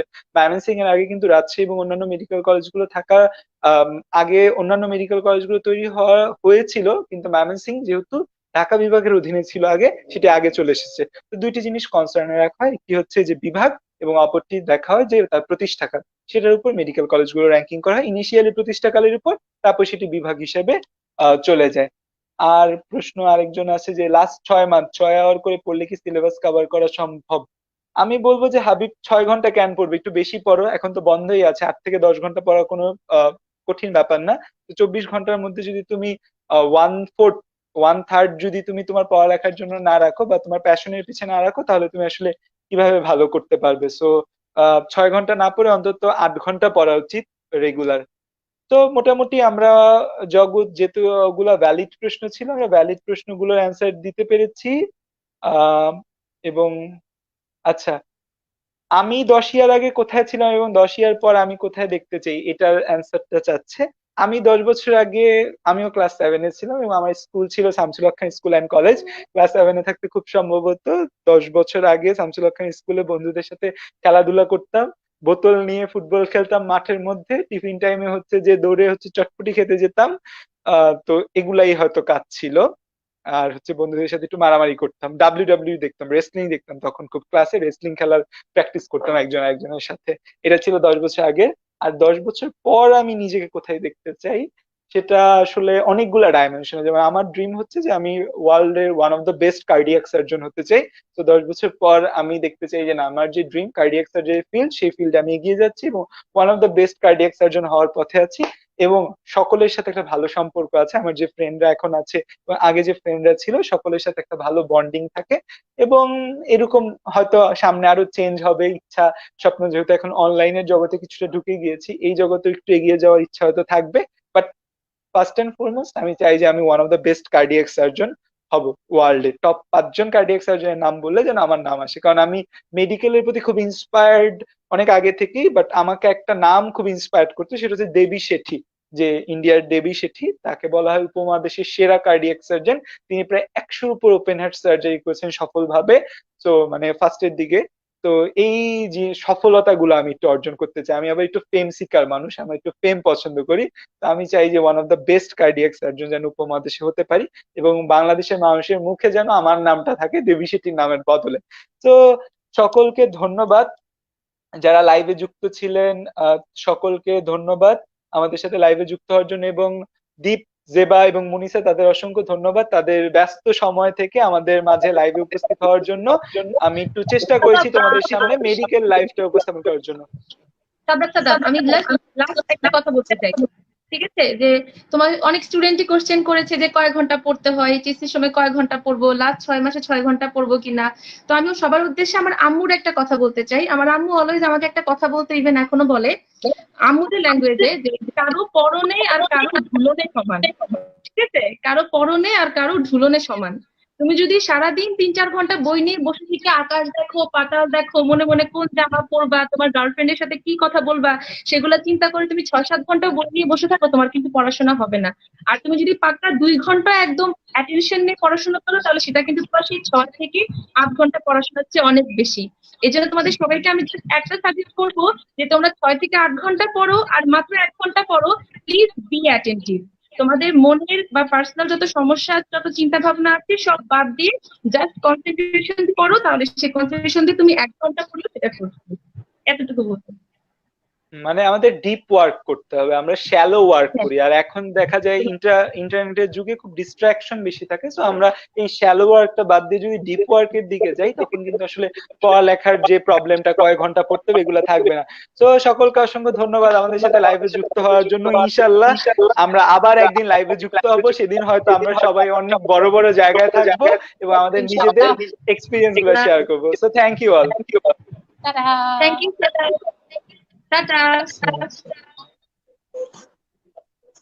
তো লিভ স্টুডিও নিলেই হবে, আমাদের ব্রডকাস্টিং শেষ। থ্যাংক ইউ যারা লাইভে যুক্ত ছিলে, তোমাদের অসংখ্য ধন্যবাদ। তোমাদের প্রশ্নগুলো উত্তর দেওয়ার আমি চেষ্টা করেছি, যেগুলো উত্তর দিতে পাইনি সেগুলো তোমরা আমার ব্যাচেলর্স অফ বায়োলজি গ্রুপে পোস্ট করতে পারো।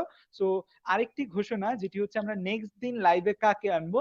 সো তোমাদের জন্য যারা লাইভে এখনো যুক্ত আছো, তোমাদের জন্য সুখবর হচ্ছে আমাদের নেক্সট লাইভ মানে কালকে রাত 9টা বাজে আমাদের সাথে লাইভে যুক্ত থাকবে বুয়েট ফার্স্ট, এবার বুয়েটে যে ফার্স্ট হয়েছে, সাদাত হোসেন। সো সাদাত হোসেনের থেকে আমরা তার এডুকেশনাল লাইফ জানবো, এবং এডুকেশনাল লাইফের পাশাপাশি সে কিন্তু একজন এক্সিলেন্ট ডিবেটর ছিল। সো তার এডুকেশনাল লাইফের পাশাপাশি যে এক্সট্রা কারিকুলার অ্যাক্টিভিটি সেগুলো আমরা জানবো, এবং তার এই যে সব জায়গায় ভালো হওয়ার জন্য যে প্রো টিপস গুলো সেগুলো আমরা জানবো। সো থ্যাংক ইউ অল, আমাদের সাথে যুক্ত থাকতে হবে কালকে লাইভে। আশা করি আজকে থেকে অনেক বেশি পার্টিসিপেন্ট থাকবে, এবং লাইভটি শেয়ার করে তোমাদের বন্ধুদেরও দেখার সুযোগ দাও। Thank you all. আসসালামু আলাইকুম। বাসায় থাকো এবং সুস্থ থাকো।